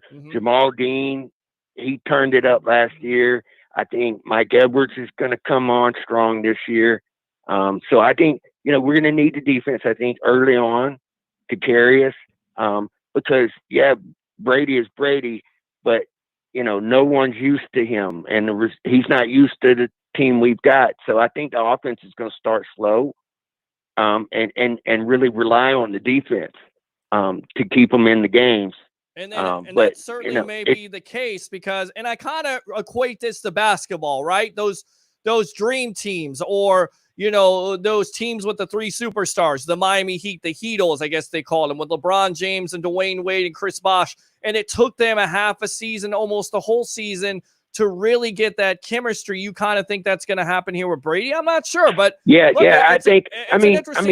Brady's smart enough, right? He's going to be able to adjust. I do think that they'll probably going to bring some of his Patriot game down and add it to BA's. I think they're going to have to, because, depending on how much of training camp and all we get, it's going to really be dependent on that. But I still think that we're not going to our offense isn't going to walk in game one and just, especially against the Saints, and just open it wide open. You don't think they're going to open up a can of what? You don't think they're going to do that? A can of whoop ass? I think we're going to split with the Saints, and I think we're going to win the first one. All right. I think the first one's our best shot against them, because it's pretty much going to be an even kill. It's first game. Nobody knows anybody. There's no film this year on anybody. So it's just going to be, that's going to be the best chance for us to do it. But I really think that we're going to be successful because of the defense. I mean, the defensive line on its own is just star-studded. And then you've got the two linebackers, David and White, and then those young guns in the back. They only got better as the season went on last year. And second year under Todd Bowles, you can pretty much guarantee the defense is going to be lights out. Yeah, and I feel like that is the biggest factor for a lot of this team that nobody is mentioning. Everybody keeps on mentioning the offense, and as they should, because the weapons are crazy. But then again, you look at the defense, once again, bringing back Shaq, bringing back JPP, having him a full year. You're exactly right. What's the defense predicated on? Pass rush. You get after the opposing quarterback, that helps your linebackers, that helps your secondary out, and I definitely think they're going to have that opportunity. Anthony Nelson, nobody really knows about him. He's going to get the opportunity to see more playing time because they decided to move on from Carl Nassib. Now he's with the Raiders. So you have Vea in a third year. You have Sue on a 1-year contract, so he's going to have something to prove. William Golston played well. and the emerging superstar on this defense, mark it down. He is going to be really good. That's going to be Devin White. And that linebacking core with White and David finally getting the opportunity to be in prime time, I really expect some big things. And you know what? It wouldn't be a shocker if, let's say, the Bucs and the Saints play each other the first week. Everybody expects a shootout, and it's a defensive struggle where the Bucs come out on top because they're a better defense. We'll see what happens, but they're definitely equipped to, I believe this year, take some big-time strides to be very, very good. Oh, I agree with you. And there's a couple players that in the undrafted group that I think have a great shot of making the team, and that's Shackelford, the center, I believe, from Nebraska. Okay. And he can also play guard. And then the cornerback from Oklahoma, Motley, his only issue was his health. That's why he wasn't drafted. The talent he has when he's healthy, he's going to be able to jump in there and help the defensive back and maybe even win a starting job. He's that good. Like I said, he just didn't get drafted because of his health issues. So if he can come in here and be healthy and go through training camp, get the defense down, that's only going to be a benefit for us, adding another piece to a solid defense. So and I think let's go. Yeah, I think the biggest question mark on this team for me will be Donovan Smith at left tackle. And I know I keep on saying it, but there are times last year he's not necessarily giving that effort. And if he does that with Tom Brady, I feel like Tom Brady will let him have it. So for me, that's one of the biggest question marks on this team this year. This offensive line has to get better. 47 sacks, way too much. You cannot have a 43-year-old quarterback getting sacked 47 times. He won't make it through the whole year. You have to protect your biggest investment, and that is Brady for this team. And I agree with that. And I just don't – Brady's not going to let anybody do that. I don't care who you are. You could be an offensive lineman that's been in the league for 10 seasons. If you're not giving effort, he's going to let you know. And he's going to let you know in front of everybody so that no one else decides that they're going to try it. And I'm not thinking that he's going to be suddenly a superstar left tackle, but I think that he should be better than he was last year. And but I definitely think next year's draft, that's what we've got to look for is his replacement, because he's not the future. Well, we'll see. And he'll have a lot of guaranteed money, but a lot of that guaranteed money is going to come off the books next year. You have Ryan Jensen. There's a possibility right there where Shackelford could come in and start eventually, but they're happy with Jensen. But we'll see. You're exactly right. Tristan Wirfs may be your future left tackle, and that may be in the back of Donovan Smith's mind. But I feel like the accountability factor, we don't talk about it enough, but when Brady is coming into that Tampa Bay locker room, everybody wants to impress the GOAT. Everybody wants to be on their game. And if they're not, look out, because we've heard these comments from Brady before, how he is going to treat everybody like a professional. But if you're not doing your job, and remember, that's what all the Patriots are about. Do your job. He's going to have that same focus here coming to the Bucs. Do your job. And if you don't do your job, basically you're going to get called out. Blackie, anything else? No, I was just going to add to that real quick. If I'm on that team and I didn't perform the year before like I should, and then Brady comes in, Gronkowski comes in, and I see that the coaches and GM are really trying to get me to the Super Bowl, I'm going to dig in deep and find something to fire me up so that I can give more than I got, because this is your chance. Yeah. And you don't want to be going when you retire and looking back and go, I should have tried a little bit harder, do it now. The time is now. The time is now, and we're only a couple months away from preseason football. You say 11-5, so 11-5 it is. I got you down, Blackie. Thanks a lot for calling the Evolution of Sports Talk Television. All right, man. All right? Have a good one. Thanks a lot, man. I love that nickname, though, Pewter Blake. I love that. 727-266-5851. 727-266-5851. Where would you rather be on a Friday night? Well, I kind of know where you'd rather be, but you're here with me on the Evolution of Sports Talk Television. I'm your host, Peter Blake, giving you something to think about. Now, as I was talking about, my 96 Mustang GT, the transmission blew out. So thanks to Amco Transmissions, address there would be 27989 US 19 North in Clearwater. Thanks to Sam Manesh, Robert Cass, Bob, who's a big-time Bucks fan, and my new friend here, Kenny Gaither. Go and see them for your transmission problems. It's Amco Transmissions. Great deal. Gave me a great deal on my transmission. I'm back up and running, and this car is absolute beast. Okay? 4.6 GT monster, and now the transmission is fixed. If you want to get in contact with them, 727-796-7878. Again, 727-796-798. 796-7878. It's Amco Transmissions. All right, there we go. Let's go out to the webheads. Open phone line 727-266-5851. 727-266-5851. It's the Sports Web. I'm your host, Peter Blake, giving you something to think about. What's going on? Christopher, we already answered that question. Eric says, I think he moved on from Winston BA. That is the reason he said throw to an open guy and not the deep guys, because that's what Brady said in his press conference. He doesn't want to take the heat for Jameis anymore. And I get it. They want to distance themselves, but it's going to be brought back up again. Because that first week, yes, it will be Brady versus Breeze, but the underlining story will be Jameis Winston. Welcome to the evolution of Sports Talk Television. What's your name? Where are you calling from? It is me, Gabe, again. I decided to use my second call. All right. Good stuff, Gabe. Welcome back. What's on your mind?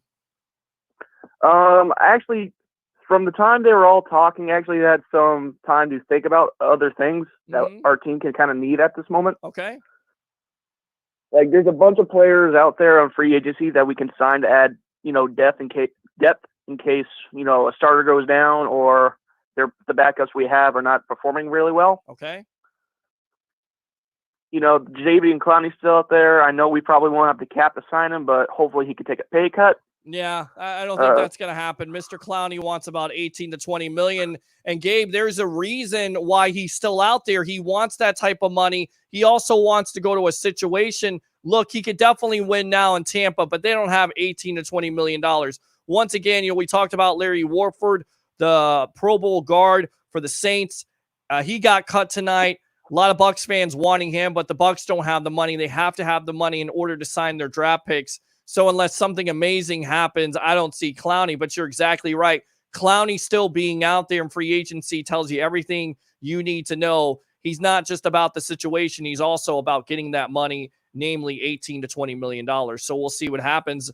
Reportedly, the Philadelphia Eagles could be very interested in Carson Wentz, is pretty excited about it. And I think you would be excited about getting a player like Clowney because he is so good against, the run. And on top of it, a great pass rusher. The question is his commitment. You give a player like that big time money. Do you think he's going to be committed? It certainly seems like it. Can he stay healthy? Is there a possibility he goes back to the Seattle Seahawks if there's no teams out there willing to give his price? It'll be interesting to watch. I just don't think that the Bucs would be interested in that situation because they just don't have the money. Does that make sense? Yeah, it does. I can understand trying to save a few $1 million for your rookies and the other guys.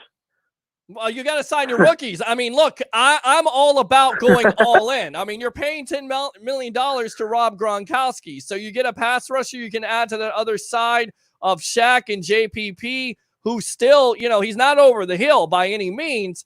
I just think it's not possible. It's not financially possible. They're not going to be able to find $18 to $20 million to sign him. I love to sign Jadeveon Clowney. I just don't think he's in the Bucs' plans. Well, yeah, I understand all of that. Okay. Anything else? So, other players I actually think that we can, try and get over here on like cheap deals would also be like Clay Matthews. Okay, that's possible. Help us out back there in the linebacker position and probably help Devin White develop a little bit more. Certainly been talked about. That's certainly been talked about, and that would be something I could see the Bucs doing once they sign their draft picks and you let the free agency market slow down a little bit.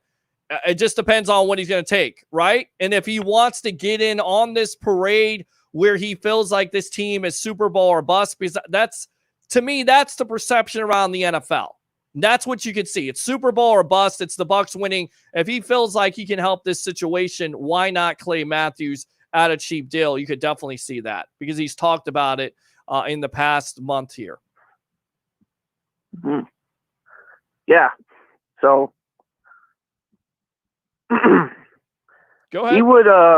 He would be like one of those players who'd like jump in at the last moment. Maybe. Like middle of the season, he gets a contract or something like that, and he just signs it. Well, I mean, if they get their draft picks done, who knows what happens? Again, it just comes down to you've got to sign all your draft picks. If you could sign all your draft picks, whatever money you have left over, maybe you move some things like around or restructure it.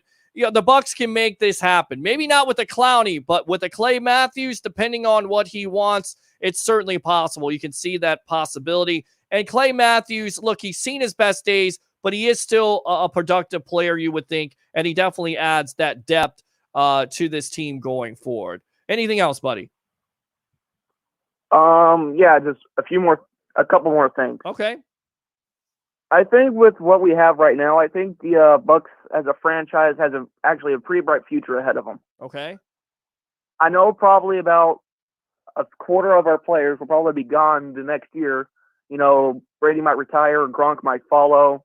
Half our defensive players might go out on free agency. Mm-hmm. But the guys we have right now that are locked down for long-term contracts, I think that they will help us along the way. You know, we got Mike Evans still there.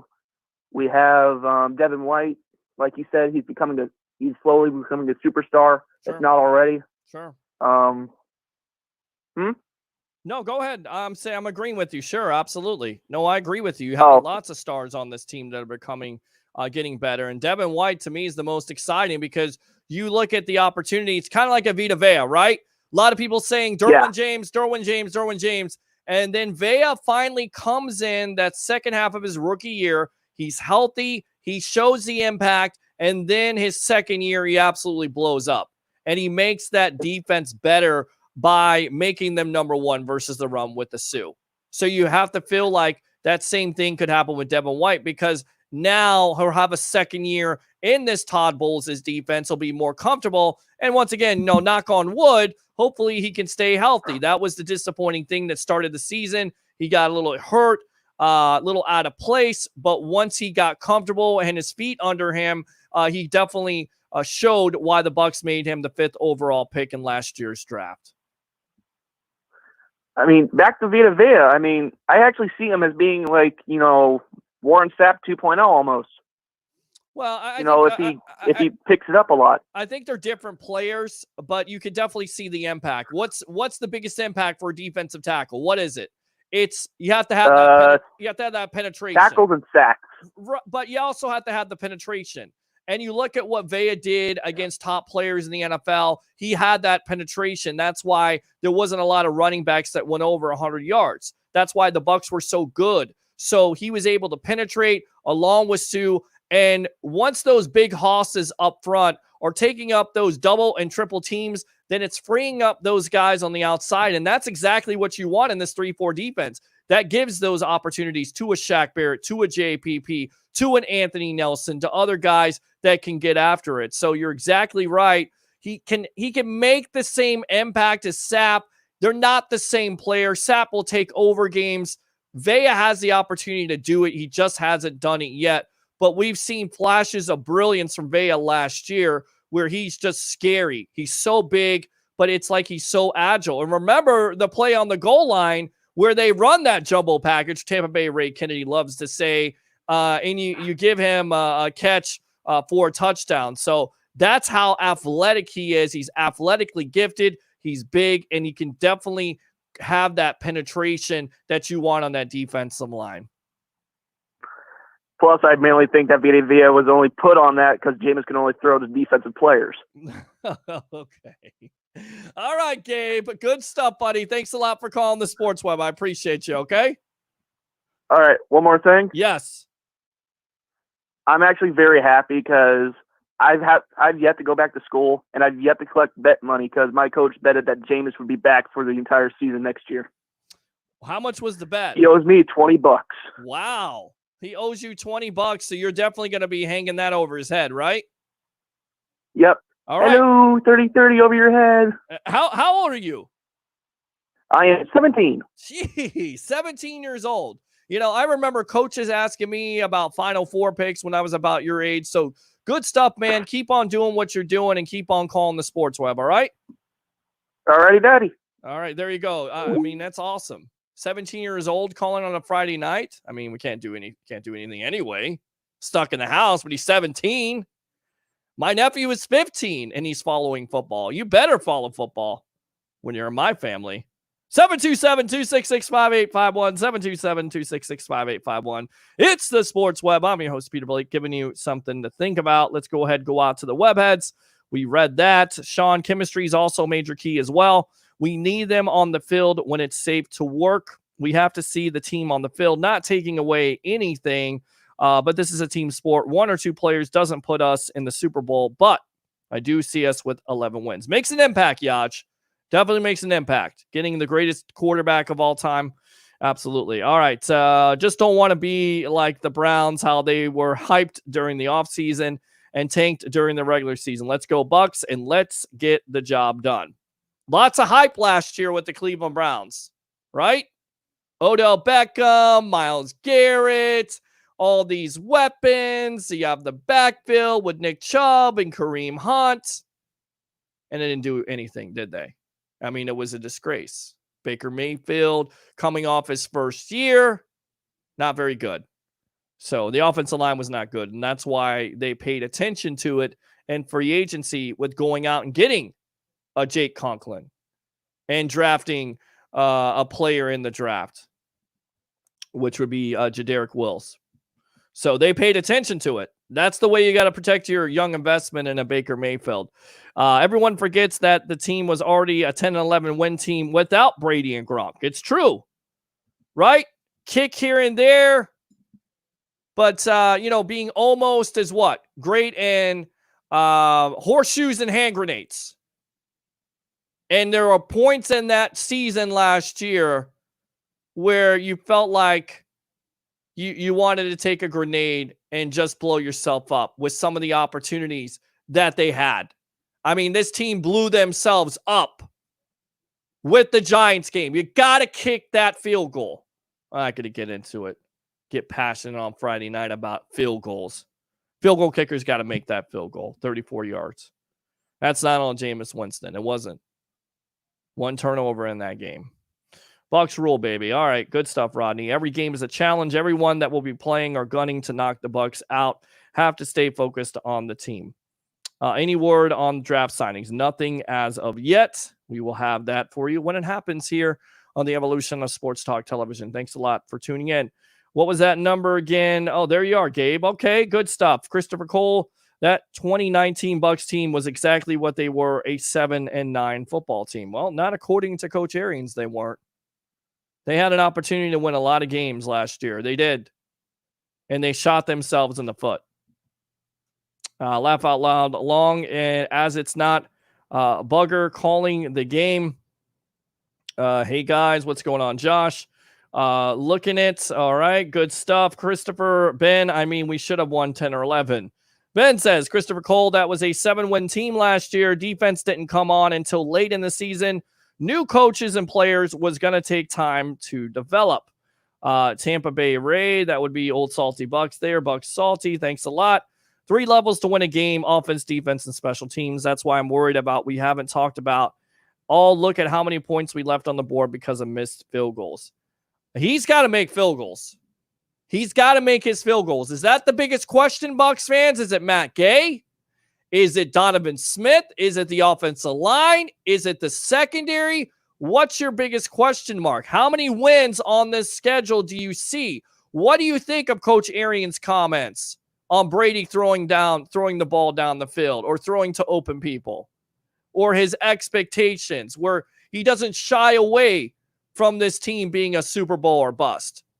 But he says clearly they got to make the playoffs. Playoffs. I keep on saying it. It's too easy. Latasha Rose, hello from Houston. Thanks a lot for joining me here on the Evolution. Hey, team from Korea.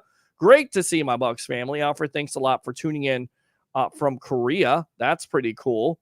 Don't get complacent, guys. Not necessarily Super Bowl or bust, but no one should be happy with just making the playoffs. I agree with you. They should not. I'm going to tell you right now, I'm not going to be happy if they just make the playoffs. He invested way too much money, too many expectations here. You don't get Tom Brady to get to the playoffs. You get Tom Brady to win Super Bowls. You get Rob Gronkowski to win a Super Bowl. You bring back all these guys on defense because you're going all in to win this year. Period. The expectation should be that. Right? My opinion. 727-266-5851. 727-266-5851. It's the Sports Web. Let's go Bucks from Dayton, Ohio. Too many mouths to feed. Evans and Godwin won't be over 1,000 yards. Sorry, Josh says. There's so many targets and mouths to feed. I'd be surprised if we have 2,000-yard receivers. Tom is one of the best at spreading the ball around. He throws it to who's open. Doesn't matter the number or the name on the back. Good point. Is it that bad of a deal if Evans doesn't go over 1,000 yards? What if you have more balance to the offense? Oh, my goodness. You mean you have a running game? You mean now that the defense has to account for another facet that wasn't there last year? That leads to more wins. Whew. It's possible. It's definitely possible.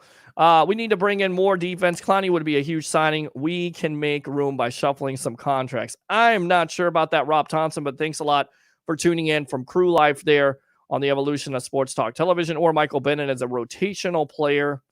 Bennett from the past. The biggest question is the kicking game. Wow. Okay. Crew Life will be at all the home games and on the road in New Orleans, Denver, Vegas, and Atlanta. Is anyone else planning on traveling? Get with him, inbox him. Blackie Lawless, my brother, absolutely. I'll be at the Denver game here. Let's see what Shooty has to say. Hello, Mr. Peter Blake. Hello, Shooty Shoots. Welcome to the Evolution. Thank you for pioneering the Evolution. Absolutely appreciate you. And, going back to that, it's different, right? This is not what you think it is. It's the Evolution of Sports Talk Television. Is it a radio show? It is a television show. I think it's both. It's not a podcast. Not saying that podcasts aren't great. I just feel like this is better because we have live interaction, and it becomes a podcast when you want to replay it because you can replay it anytime. But this is live. If I screw up, I screw up. I own it. You own it. That's the great thing. But this is the opportunity to have that voice and talk about the Tampa Bay Buccaneers, talk around the NFL. 727-266-5851, 727-266-5851. It's the Sports Web. I'm your host, Peter Blake, giving you something to think about. Matt Grisham will be holding some great events for those traveling, going around the NFL just a little bit. Former quarterback for the Tampa Bay Buccaneers a long, long time ago, Mr. Mike Glennon, drafted in 2013. Of course, out of North Carolina State, has signed with the Jacksonville Jaguars to compete with Gardner Minshew, Josh Dobbins, and Jake Luton. Of course, spent 4 years with the Bucs. So what do you think about that? Of course, we talked about Larry Warford being cut. A lot of people would like to see him go to the Bucs, but that won't happen because they don't necessarily have the money. According to Dan Primack of Exos.com, XFL is searching for a buyer. Of course, we've talked about the XFL on this show, had national writer and Pat Yasinskis and Allison Kohler for the Tampa Bay Vipers. XFL is searching for a buyer with the bank of Houlihan Lokey managing, and they want something by June 12th. The former bid will be in July 6th. They made $46 million in revenue in 2020, had a 1.9 viewing. Why do I mention 1.9? Because the owner of the XFL filed Chapter 11. Consequently, the XFL is more watchable than the wrestling product right now. I don't even understand why he discontinued the XFL, and that would be Vince McMahon. That was a good product. 20,000 an average for a league that was in its infancy. I don't understand it, but I hope somebody buys them up because I definitely think it can work. And I like the technological advancements in that game. Now, I think you could see some players being signed to other teams, namely the most likely the MVP of the league, Mr. PJ Walker to the Carolina Panthers. I just think it's funny when they put out that rating. They had a 1.9. In some respects, it's more watchable than Monday Night Raw, NXT, and SmackDown. And that's sad, no matter what's going on right now. So, disappointed by the XFL because I thought it was going to work. And once again, Vince McMahon shows us that he can ruin anything at any given time. All right. So will that information be put on prior to the game so know where to be? We will definitely try to cover it with our pregame and post-game and even half games for the road. Yaj will be posting on Crew Life in his page. Okay, I guess you guys are talking about that trip there. So let me read some more comments. Do your damn job. That's all the guys have to do. That's it. Do your job. Do your job, Peter Blake. Entertain the masses on Friday night. The masses that would rather be out at the bars drinking a cold one, an adult beverage, if you will. Not going to say which one. With everything that's going on right now, do your job by entertaining us and giving us Buck knowledge and things to talk about here. But you callers got to do your job and use the phone line. 727-266-5851. 727-266-5851. It's the Sports Web. I'm your host, Peter Blake, giving you something to think about. I would love Everson Griffin. I think a lot of people would like Everson Griffin. The problem is, how much is Mr. Griffin going to cost you? And we ain't talking about Peter Griffin either. We're talking about Everson Griffin.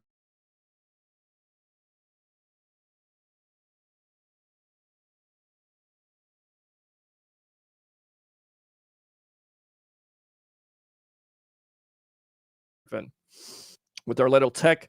Some other good players for rotation and depth would be Ziggy Ansah. Wow, he's still out there. He's getting up there in age, though. Cam Wake, he's not that productive. Jabal Sheard, Vinny Curry. Can we not go Vinny Curry? Snacks Harrison or Brandon Mebane.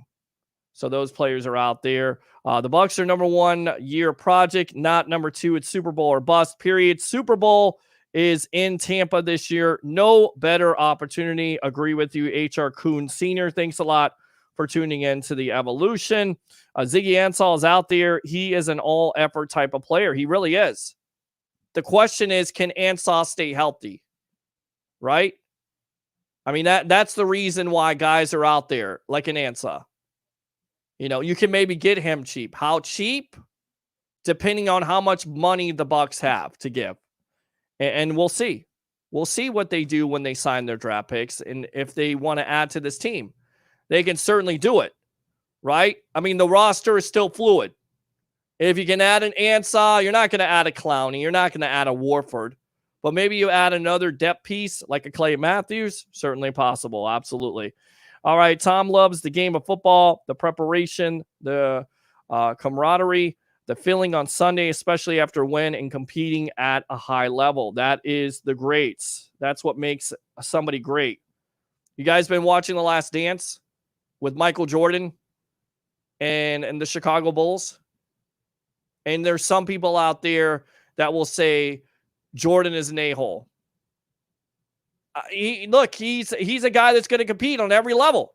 He's going to compete. He wants to win a ping pong game. He wants to win in gambling, right? They asked him, do you have a gambling problem? No, I have a competition problem.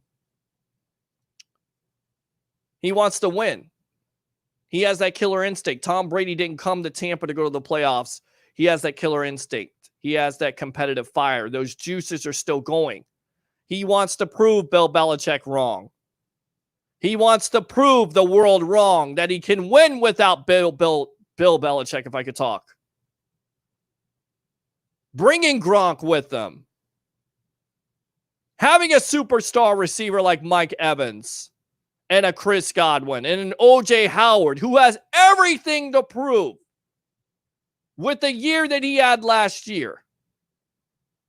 Howard, you got everything to prove. You're not even the number one tight end anymore. You're the number 2.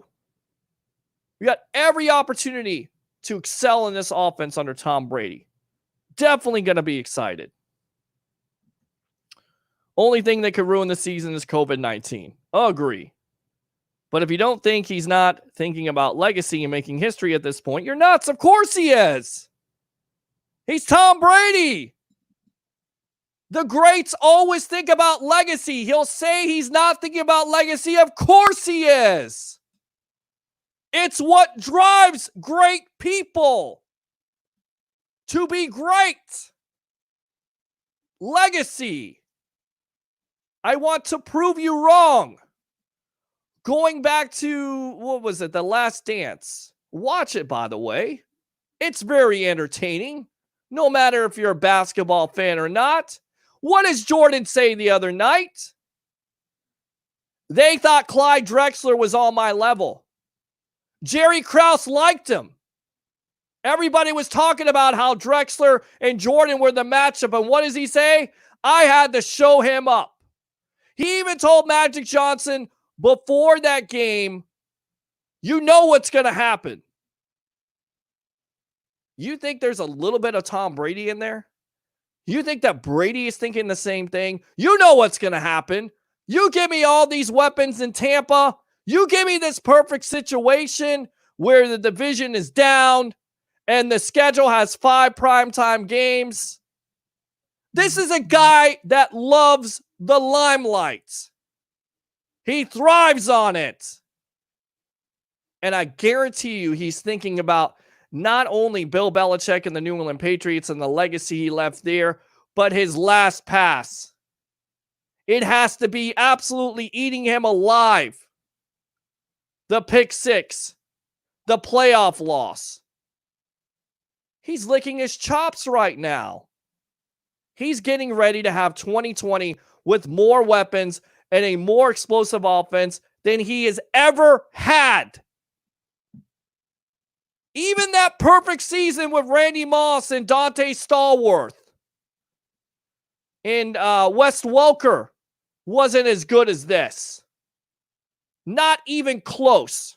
727-266-5851 at 727-266-5851. It's the Sports Web. I'm your host, Peter Blake, giving you something to think about. Nope, haven't watched it yet. Sit down and watch it. Absolutely. He's after records, history, and legacy. With Super Bowl in Tampa, never been done. He's trying that. Undefeated, he's trying to do that. All-time touchdown, passing yards, he's trying to do that. He's chasing those things, whether he's openly says it or not. It's an unspoken. He wants to be the best in the league, has ever seen or ever will, even though most would say he's already there. Let's go. We'll see how it goes. Let's see here. More stuff involving the Tampa Bay Buccaneers. According to Hayes Carolyn at 1010XL, Doug Marrone has said the Bucs will have joint practices with the Jacksonville Jaguars. Of course, the Bucs will meet the Jaguars in the second week of the preseason. And also, which is pretty cool here, week 2, of course, the Saints play the Bucs. They play the Raiders. That will be simulcast by ESPN and ABC. Why? It is the 50th anniversary for Monday Night Football, September 21st, 2020. First time that ABC has had Monday Night Football since 2005. And there's big-time rumors that eventually when these TV contracts get torn up, that ABC, once again, Monday Night Football will be on ABC because it is not necessarily done that well with the mothership ESPN. We talked about Jason Peters. According to Adam Schefter, he's keeping all of his options open. I don't think he goes to the Bucs. I think the Bucs are settled with the offensive line. I think they like what they have. Tristan Wirfs and Joe Haig to fight it out right tackle. Alex Kappa, they re-signed Josh Wells. So they have enough on this line. Now the line has to come together. Tristan Wirfs making that impact as a rookie. You heard from Coach Arians. He won't put him in there unless he's ready to go. They really like this kid. And a lot of people say, well, why did they trade up? Because there was no guarantee that the 49ers weren't going to take him, especially with Joe Staley retiring. You don't make that trade, you don't get Wirfs, you don't get an offensive lineman. Guess what? You got what you got. Good luck. So they had to make that trade. They liked him.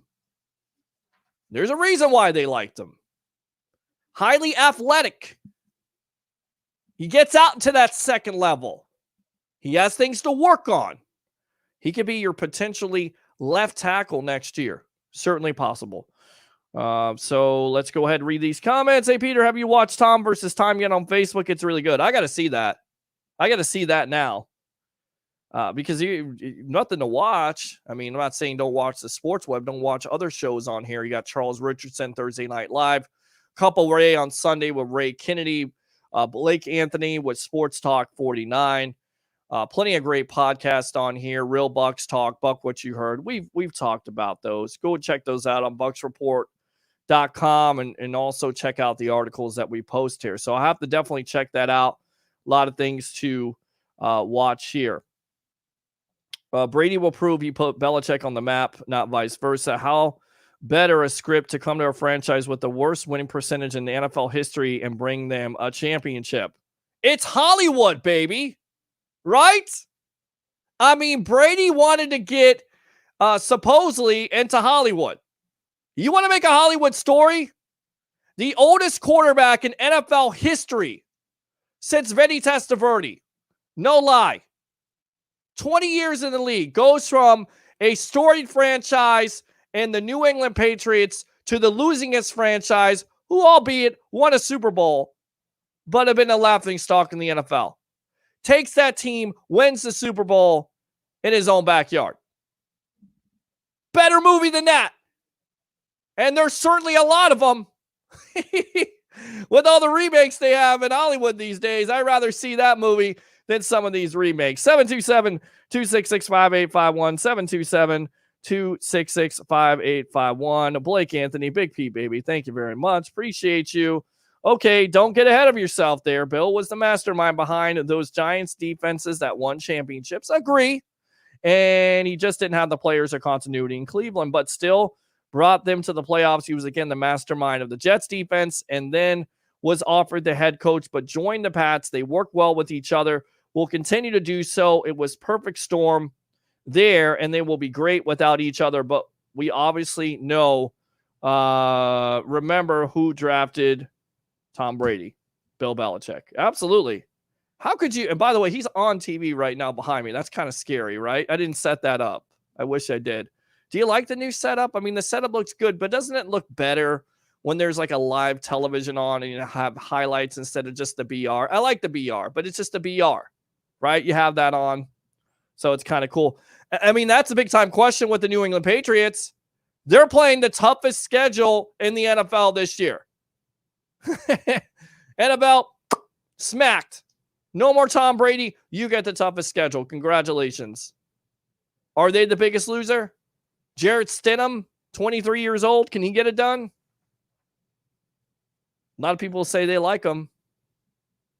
How much they like him? They going to like him after week 8? They going to be competitive? I mean, they have N'Keal Harry and Sony Michel and players like that, but are they going to be really that competitive in that division? I mean, they've dominated it. Why not, right? Bill Belichick can turn it around. What if they don't do that? Are they all in on Trevor Lawrence from Clemson? To me, that's the smart decision. If you're playing the toughest schedule in the NFL, tanking for Lawrence. That's your quarterback if you can get him. Or Fields from Ohio State, which has been talked about on this show. Comfortable with Gabbert if Brady goes down. Comfortable? I don't know about that. I mean, he knows the offense. I don't know. I'm not sure about if I'm comfortable with that situation. I don't even talk about that situation at that point. They got enough weapons though. Blaine Gabbert started in the league before, backup quarterback. I don't know about that.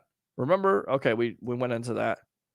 What was he doing with Bledsoe? A mediocre team that Brady steps in and turns to a dynasty. No question they helped each other, but Brady was the catalyst. They definitely think you can make that point. I love Stidham. He had a first-round talent when he was drafted, and multiple analysts have graded him above Daniel Jones. I mean, Daniel Jones came out of nowhere. I mean, he was going to be the 6th overall pick. When? It was always Dwayne Haskins to the Giants, and then bam, Daniel Jones, who, by the way, threw for over 300 yards versus this Bucs defense. I mean, that's got to be in their back of their mind on Monday Night Football, right? That defense has got to get after that guy. Even taking Saquon Barkley out of the game, he still threw for over 300 yards, and the Giants won that game. That's how much that Giants game kills me. It completely eats me alive. I hate even talking about it. 727-266-5851. 727-266-5851. It's the Sports Web. I'm your host, Peter Blake, giving you something to think about. If you don't remember, Bledsoe had probably the worst injury ever, so his health concerns plus dipping production caused it. Well, I don't know how you miss out on a Tom Brady, right? I mean, there were flashes of brilliance at Michigan, winning games in the clutch. He was in a two-headed monster quarterback, which, by the way, if you have two quarterbacks, I hate that. Go with one quarterback. Go with the most consistent option. If Brady is your best option, go with that. Don't go with Drew Henson. I get it. Lloyd Carr wanted to go with two quarterbacks at the time of Michigan, and you look at the measurables. You know, people fall in love with that. They fall in love with the measurables.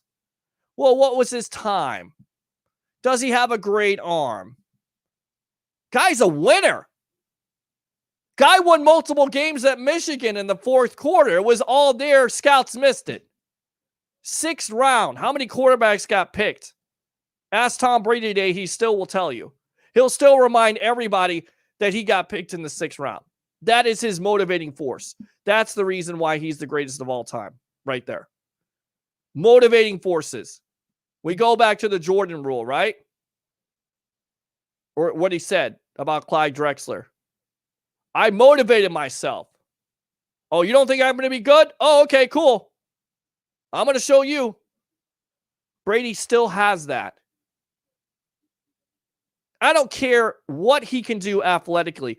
There's a lot of pundits and a lot of analysts that say he may not be able to throw the deep ball like he used to. Guess what he's saying? Oh, yeah, okay. I'll show you. I'm going to show you. Look out. That's the extra motivation. You can't put a price on that. $25 million, can't put a price. No way. I was kind of hoping we drafted Fromm to sit behind Brady. He seemed like a perfect understudy. Well, I believe he's in Buffalo now under Josh Allen, which is an upcoming team. Make no mistake about it, the Buffalo Bills are going to be a team to look out for. Did you see where Frank Gore signed for 1 year? I mean, check this guy for steroids. I mean, this guy, the level of consistency by Gore has been tremendous. And he's going to keep on getting it done. You know why? Because he's still in shape. He's still Frank Gore. That guy's a Hall of Fame running back, period. I mean, and the way he came out of Miami with, you know, some of the injury situation. And once again, guys falling in love with measurables. You overlook a player like that. How? I will never know. Never know how you overlook a Frank Gore. Never know how you overlook a Tom Brady. But it happens. Guys are wrong. I'm wrong. People are wrong that do this for a living. They are wrong. But how are you? How can you be? I don't know. There's intangibles there, and there's things that you can't put a price on. And going back to the point with Brady, the accountability factor. When he gets into that locker room, he's going to hold everybody accountable. Even if the wide receivers don't run good routes like they did last year. Oh, yeah? I don't care if you're a superstar, CG14. I'm going to call you out. Mike Evans, you give up, I'm going to call you out. OJ Howard, please don't miss a block. Don't miss a route. Don't try to be a Harlem Globetrotter and catch the ball behind your back. Do your job. And that's what he's going to also bring.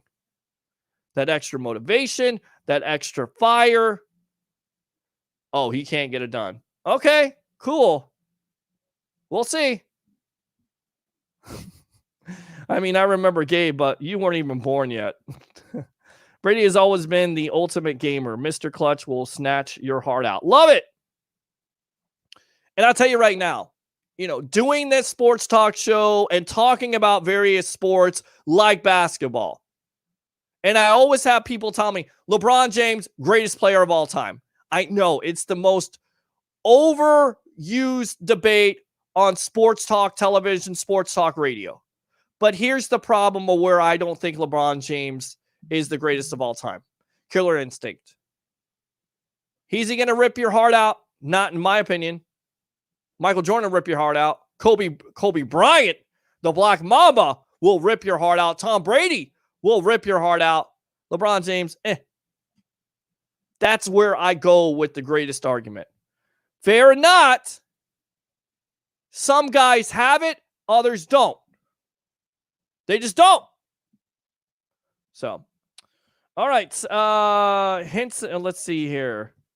Henson wanted to play baseball instead of playing football. And I remember the John Gruden just being infatuated. Why? Measurables, arm strength, potential, stuff that you need to stay away from. He's got potential. Oh, yeah? Most overused word. He's got a great arm. Oh, yeah? Great. What did he do in college?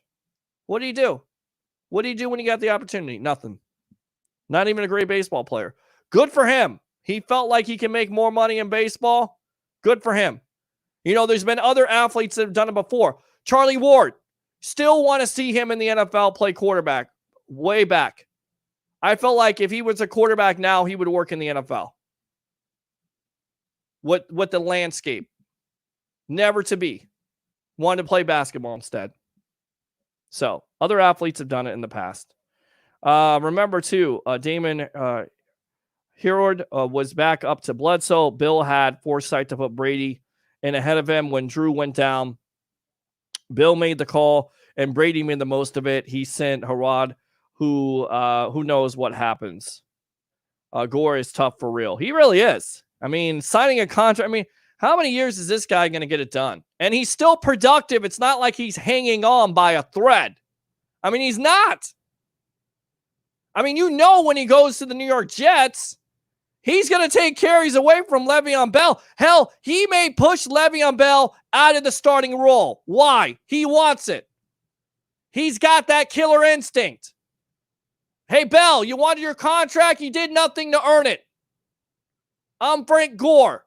I'm here to take your carries. I'm here to show you up. Le'Veon Bell better be ready. Because Frank Gore's coming.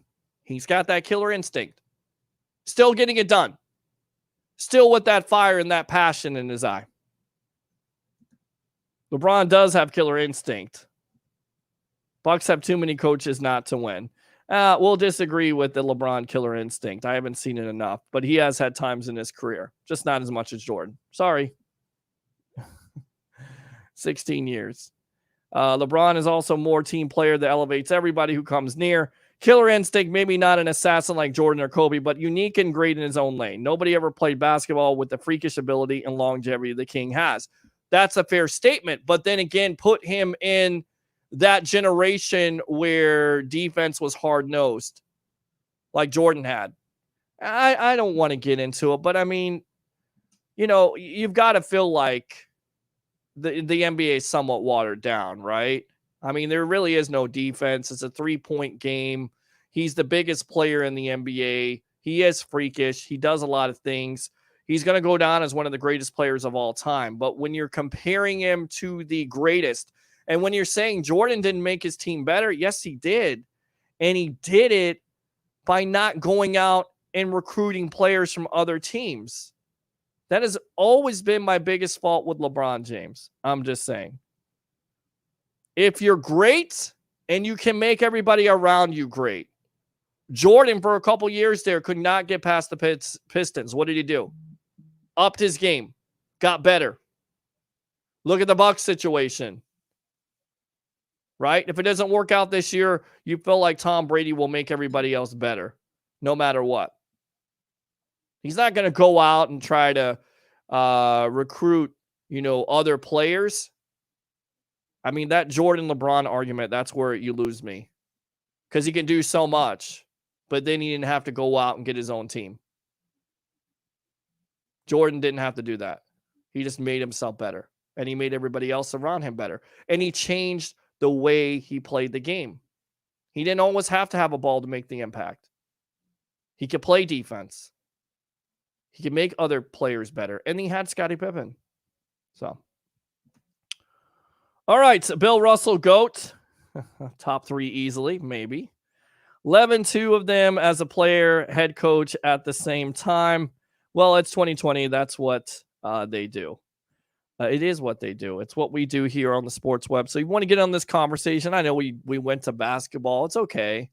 It's all right. We talk Bucks. If you want to talk Bucks, we'll talk Bucks. If you don't, we'll talk about something else. But just the comments today from Bruce Arians I thought were interesting, to say the least. Not backing away from that Super Bowl or bust. Coaches got to be ready for the challenge for those primetime games. Players are excited about it. They got to be ready for it. We got our team ready last year for the 1:00 games. We're not going to have that many this year. I mean, you start the first 5 to 7 on the road. That'll tell you everything you need to know about this team. Everything. It's Agenda Free Friday. You have UFC 249. Anybody going to watch that? We haven't covered that this week, but that's a live sporting event. I mean, isn't it crazy? You actually have live sporting events to talk about. I mean, I miss baseball. I know baseball isn't popular on this show, but I miss it. I mean, I miss hockey. I miss everything right now not happening. Hell, I miss Final Four and March Madness. And the whole COVID-19 has absolutely screwed up the sporting landscape. It has absolutely screwed up everything. Screwed up wrestling. We were talking about that before. Who wants to watch a broadcast with wrestling with no fans? It just doesn't make any sense. I mean, think about that. Do you want to watch NFL football? I think there's a lot of people that like to. It's like there's a poll the other day on ESPN. 88% of fans would want to watch NFL football without fans. And I guess you could, because you're so hard up for it, right? I got to get my football fix. If I don't get my football fix, then I'm done. I mean, I think this is the reason why this show is so popular, because we talk about football on a daily basis. But can you imagine if we don't talk football? Can you imagine if we don't see football or see football transactions? I mean, hell, then you could start to say hell's about to freeze over. The world's about to end. You take everything else away. Take NCAA football, take basketball, take baseball. Hell, I don't think anybody watches baseball anyway. You take the NBA away. You take Major League Baseball. Don't take the NFL. Don't take the NFL. You take the NFL. Boy, and look at that. The Bucks are in the background. Crazy. All right, let's go here. Let's see what these comments have. Just praying for a season with fans filled in the Rage. That would be great. NASCAR next Sunday. Don't watch it. Probably will try to tune in. Will that be without fans? Watch KBA, laugh out loud baseball. What is that, Korean? You watching Korean baseball? Not me, but I guess you turn it on if there's something else to watch. Nothing. I mean, you get tired of Netflix. I mean, everybody's talking about this stupid reality show, Tiger King. I'm not watching that. I tried. I can't. I probably will eventually because I get bored. I miss hockey so much. I think everybody does. Don't they miss hockey? Don't you miss the Tampa Bay Lightning and the chase, the opportunity? Look at that team. Who cares about the regular season? Just get in the playoffs, because that's where you're going to make your money, because nobody can get that thought out of their skull of what happened last year when the Lightning got swept. I mean, big time Lightning fans. Big time. They can pump crowd noises through the speakers. They could, but it's not the same as being a fan. I mean, it's not the fan experience. It's not. You can pump all the crowd noise you want to. We've seen the Falcons do that in the past. Anyone have a live in-person fantasy football draft spot open or want to create a league? Best virtual edits video. Very cool. Bucks playing no cold games this year unless playoffs. Advantage Bucks. Absolutely. How is that not an advantage? We had Sean the Sports Don on last night. He was talking about, well, the Bucks, they've never been good. They've never been good and cold. You're a Bucks fan. You could see what would happen with the Bucks team. Dead giveaway. When a guy is rubbing his hands together on the second play of the game, big trouble. Big trouble. Sleeves down, big trouble. I mean, they didn't have the mentality. Guys never played in that type of cold. I mean, that's why they say, the most important facet of playing playoff football is having a running game and defense. Why? Because a running game and defense travels, even in the cold. Look it up. You can't be an offensive juggernaut in the snow or in really cold weather. That doesn't happen. You can run the ball. You can play defense. And you can get after the quarterback. 727-266-5851. 727-266-5851. It's the Sports Web. I'm your host, Peter Blake, giving you something to think about on this Friday night as we go into about 2:20 here, 2 hours and 20 minutes into this evolution of sports talk television. Join the 64,000 following we got here on Facebook. Of course, like and follow and share. And I'll get back. Not only being on Facebook, but also on YouTube and Twitter. Like and tell your friends.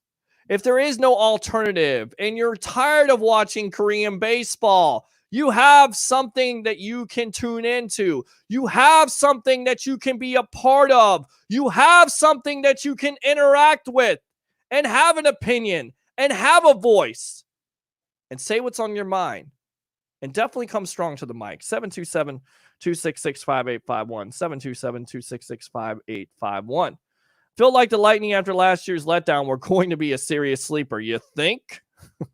Battle-tested Warren basically win now or window closes. Funny, last time and only Bucks got the ring, the Lightning followed suit. Possibly losing Tyler Johnson in the expansion draft should be on everybody's mind. With all the money they have locked into their players, that window eventually will close. So you have to get it done. You have to. Bucks have faced it. We know in the history of the Tampa Bay Buccaneers, and we'll have your Friday flashback player, which I'll just say Rondé Barber. If you want to see that, we'll give you that highlight here in just a little bit. Peter, who do you think will be the breakout player for us this year? Kind of giving it away, right? Devin White. Devin White broke out last year. I think he's going to break out more this year. You know what? Just because I want to see it happen, because you have Gronkowski, I want to see OJ Howard break out this year. That's who I want to see break out. How about Jamel Dean? Can Carlton Davis cut down on the aggressive play? Meaning, I want him to cut down on the penalties. Because if he can, we see what he can do. We saw what the back end of this defense could do to wide receivers, right? Julio Jones struggling at some contests at some points in the year. I believe the first contest in Atlanta. Hopkins, who, by the way, is with the Arizona Cardinals. They're a scary team in a very scary division. Goodness gracious. San Francisco, Seattle, Arizona, and the Rams. Rams are going to be last in that division. I would not be surprised. So who are my breakout players? Devin White, Jamel Dean, Carlton Davis. I like to see them. What's the impact of Antoine Winfield? Ooh, a safety. Oh. Bruins for the Cup this year. James Morgan, Trailer Park Boys is where it's at. Okay. Well, we can give things out. You want to watch? We'll watch, I don't know, Trailer Park Boys. Never seen that. What's that about? I wonder what that's about, huh? Is that about some hicks hanging out in the trailer? Is that what that is? They going mudding? Probably. I'm not a reality guy. I like The Last Dance. I like those 30 for 30s. You know, what if I told you it's a perfect intro? ESPN does a fine job, and I'm looking forward to seeing Last Dance. In fact, that's one of those shows where you don't want to see it in. I mean, an hour goes way too fast when it comes to that show. Just so much stuff. So many layers to that story that I never knew about, especially Jerry Krause and that relationship with the Chicago Bulls and Pippen and Jordan and Rodman. You knew Rodman was a crazy cat. And Phil Jackson. So many. I can't wait till Sunday. Can't wait. Looking forward to it. And then what else do? You play Madden. I mean, I'm a football guy. I play Madden, even though it's not that great. It needs to get better. Hopefully it does. Only disadvantage to no cold games is their body might not be acclimated to it, where you have to say Green Bay in the playoffs, so they haven't played in the cold all year, especially if the running game isn't established. You know how you solve that? Win every game that you can so you have home field advantage and have that first round bye. Easy. Tampa doesn't ever get cold. It gets cold for like 2 seconds, back to being hot again. I mean, it's unbelievable. It's the greatest weather of all time. It could be the worst weather of all time. The humidity, when it kicks up here, it feels like it's 109 outside. Tampa never gets cold. It barely ever gets cold. So there's a key to that. Win your games. Win all your games. Secure that first round bye, and then you're good to go. Good stuff, Josh. Appreciate you. Do you think the Bucs will have no fans at training camp? Hard to say. You see Florida right now, best virtual edits video, which I don't know who you are, but cool name. Okay, cool name. It depends on, they've opened up Florida. A lot of people starting to go back to, go to restaurants. We got a long way off, right? So if they start to open up, who's to say they won't have fans out of training camp? I think it will be the hottest ticket in town.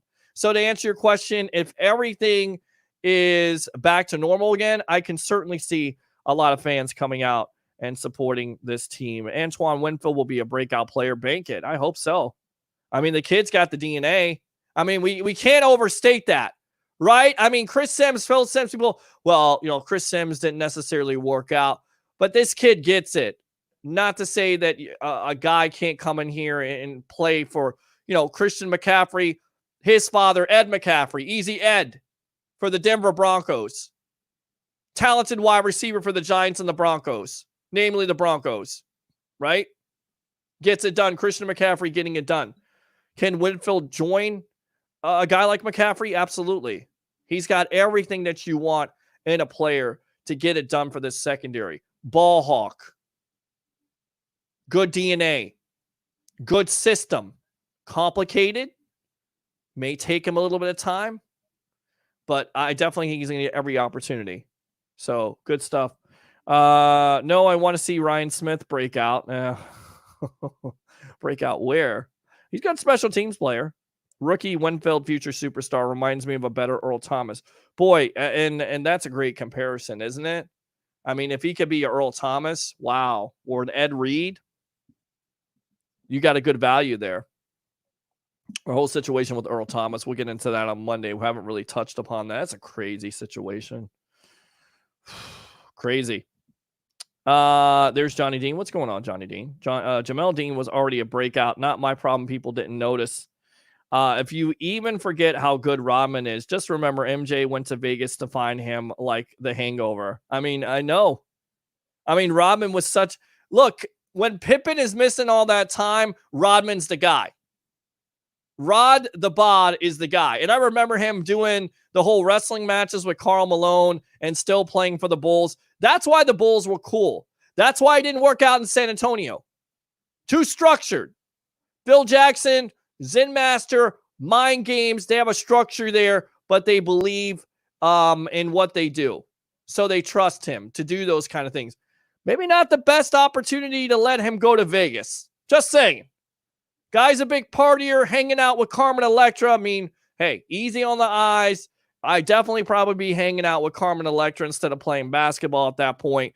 But the priority is Chicago Bulls basketball, you're a big part of it because it's not necessarily you got to score 20 or 25 points a game. You got to play defense. You got to do the dirty work. You got to frustrate the opposing players. You got to get into their head. That's what you got to do. And that's what he was great at doing. And that's why the Bulls excelled with Jordan and Pippen and Rodman. Just saying. I wonder if the season we have so many road games early on because of the hurricane season. Never thought of that. I mean, Florida is a crazy season. I mean, they're already predicting like abnormal weather. I mean, when they do that, you just got to watch out. I mean, it doesn't always turn out like that, but you should still got to watch out for hurricanes. So laugh out loud. How about just play the game? Cold weather shouldn't matter. Football was created in the cold, so suck it up. Besides, Brady is one of the best bad weather quarterbacks ever. I agree. I'm not saying that you're wrong. Winfield is Ed Reed, especially.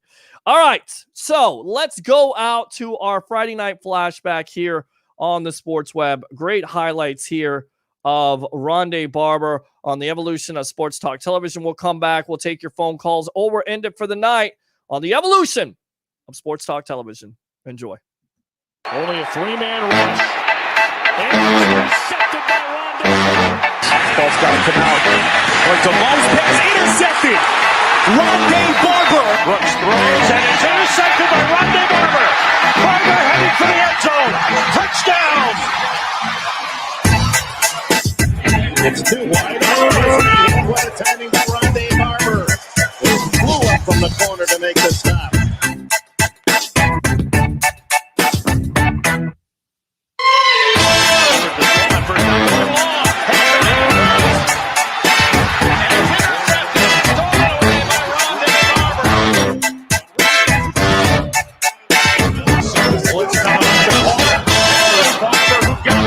The ball Tampa Bay just a guard.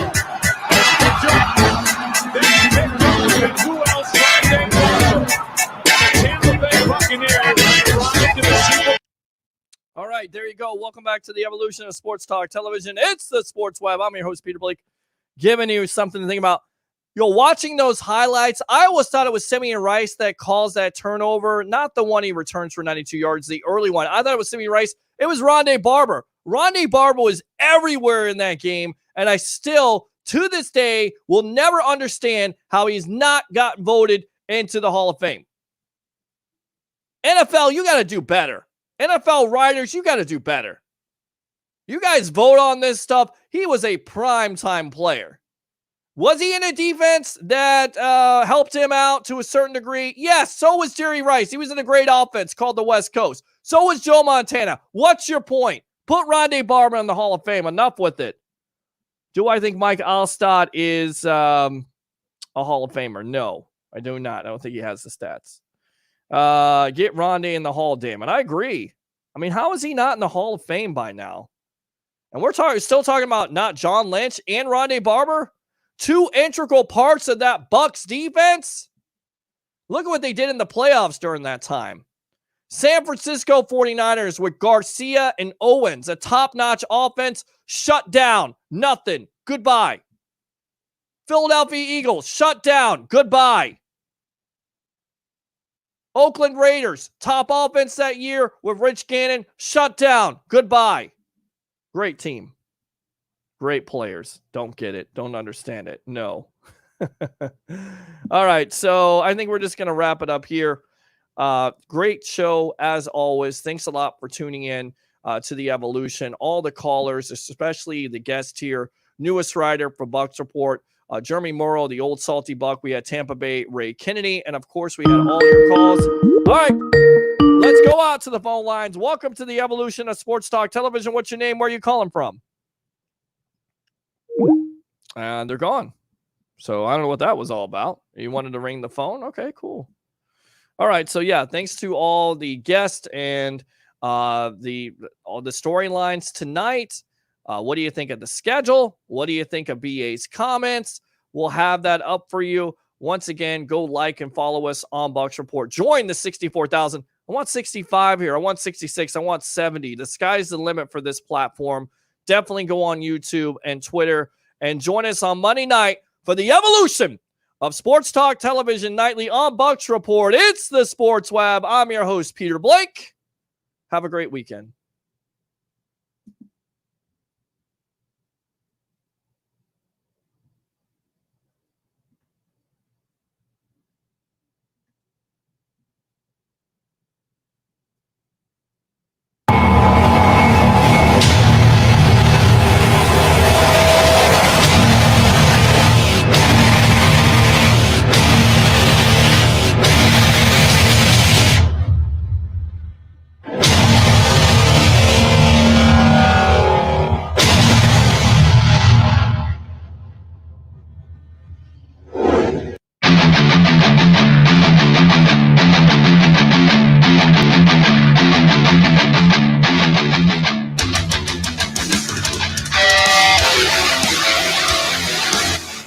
You're now in the Sports Web, a sports talk show for the hardcore fan. Bring your passion, bring your excitement, just don't bring any nonsense.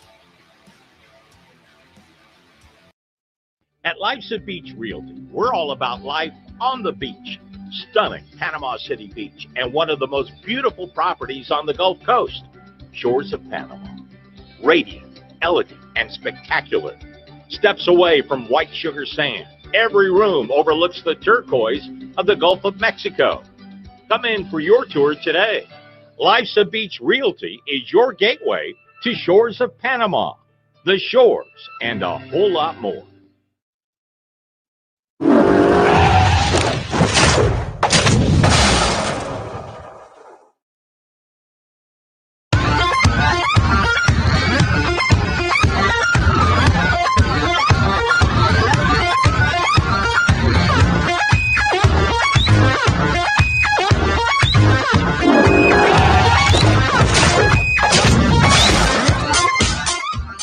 Come to Sam Ash for hundreds of exclusive holiday deals on music and sound gear from the most iconic brands. Save big on professional and starter guitars, drums, digital pianos, horns, violins, DJ, and electronic production equipment. Supercharge your home studio with deals on podcasting, streaming, and AV equipment like speakers, microphones, headphones, and acoustic treatment. Plus, with 36 months no-interest financing on thousands of items, you can get the gear of your dreams right now. From our incredible selection and service to our lowest price guarantee for over 95 years, real musicians know you only go to Sam Ash.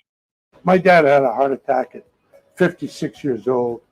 He passed away at 63, and his main problem was high cholesterol. That was the main problem. And I've thought about that. I'd try anything to lower my cholesterol, to stop the chances of having a heart attack.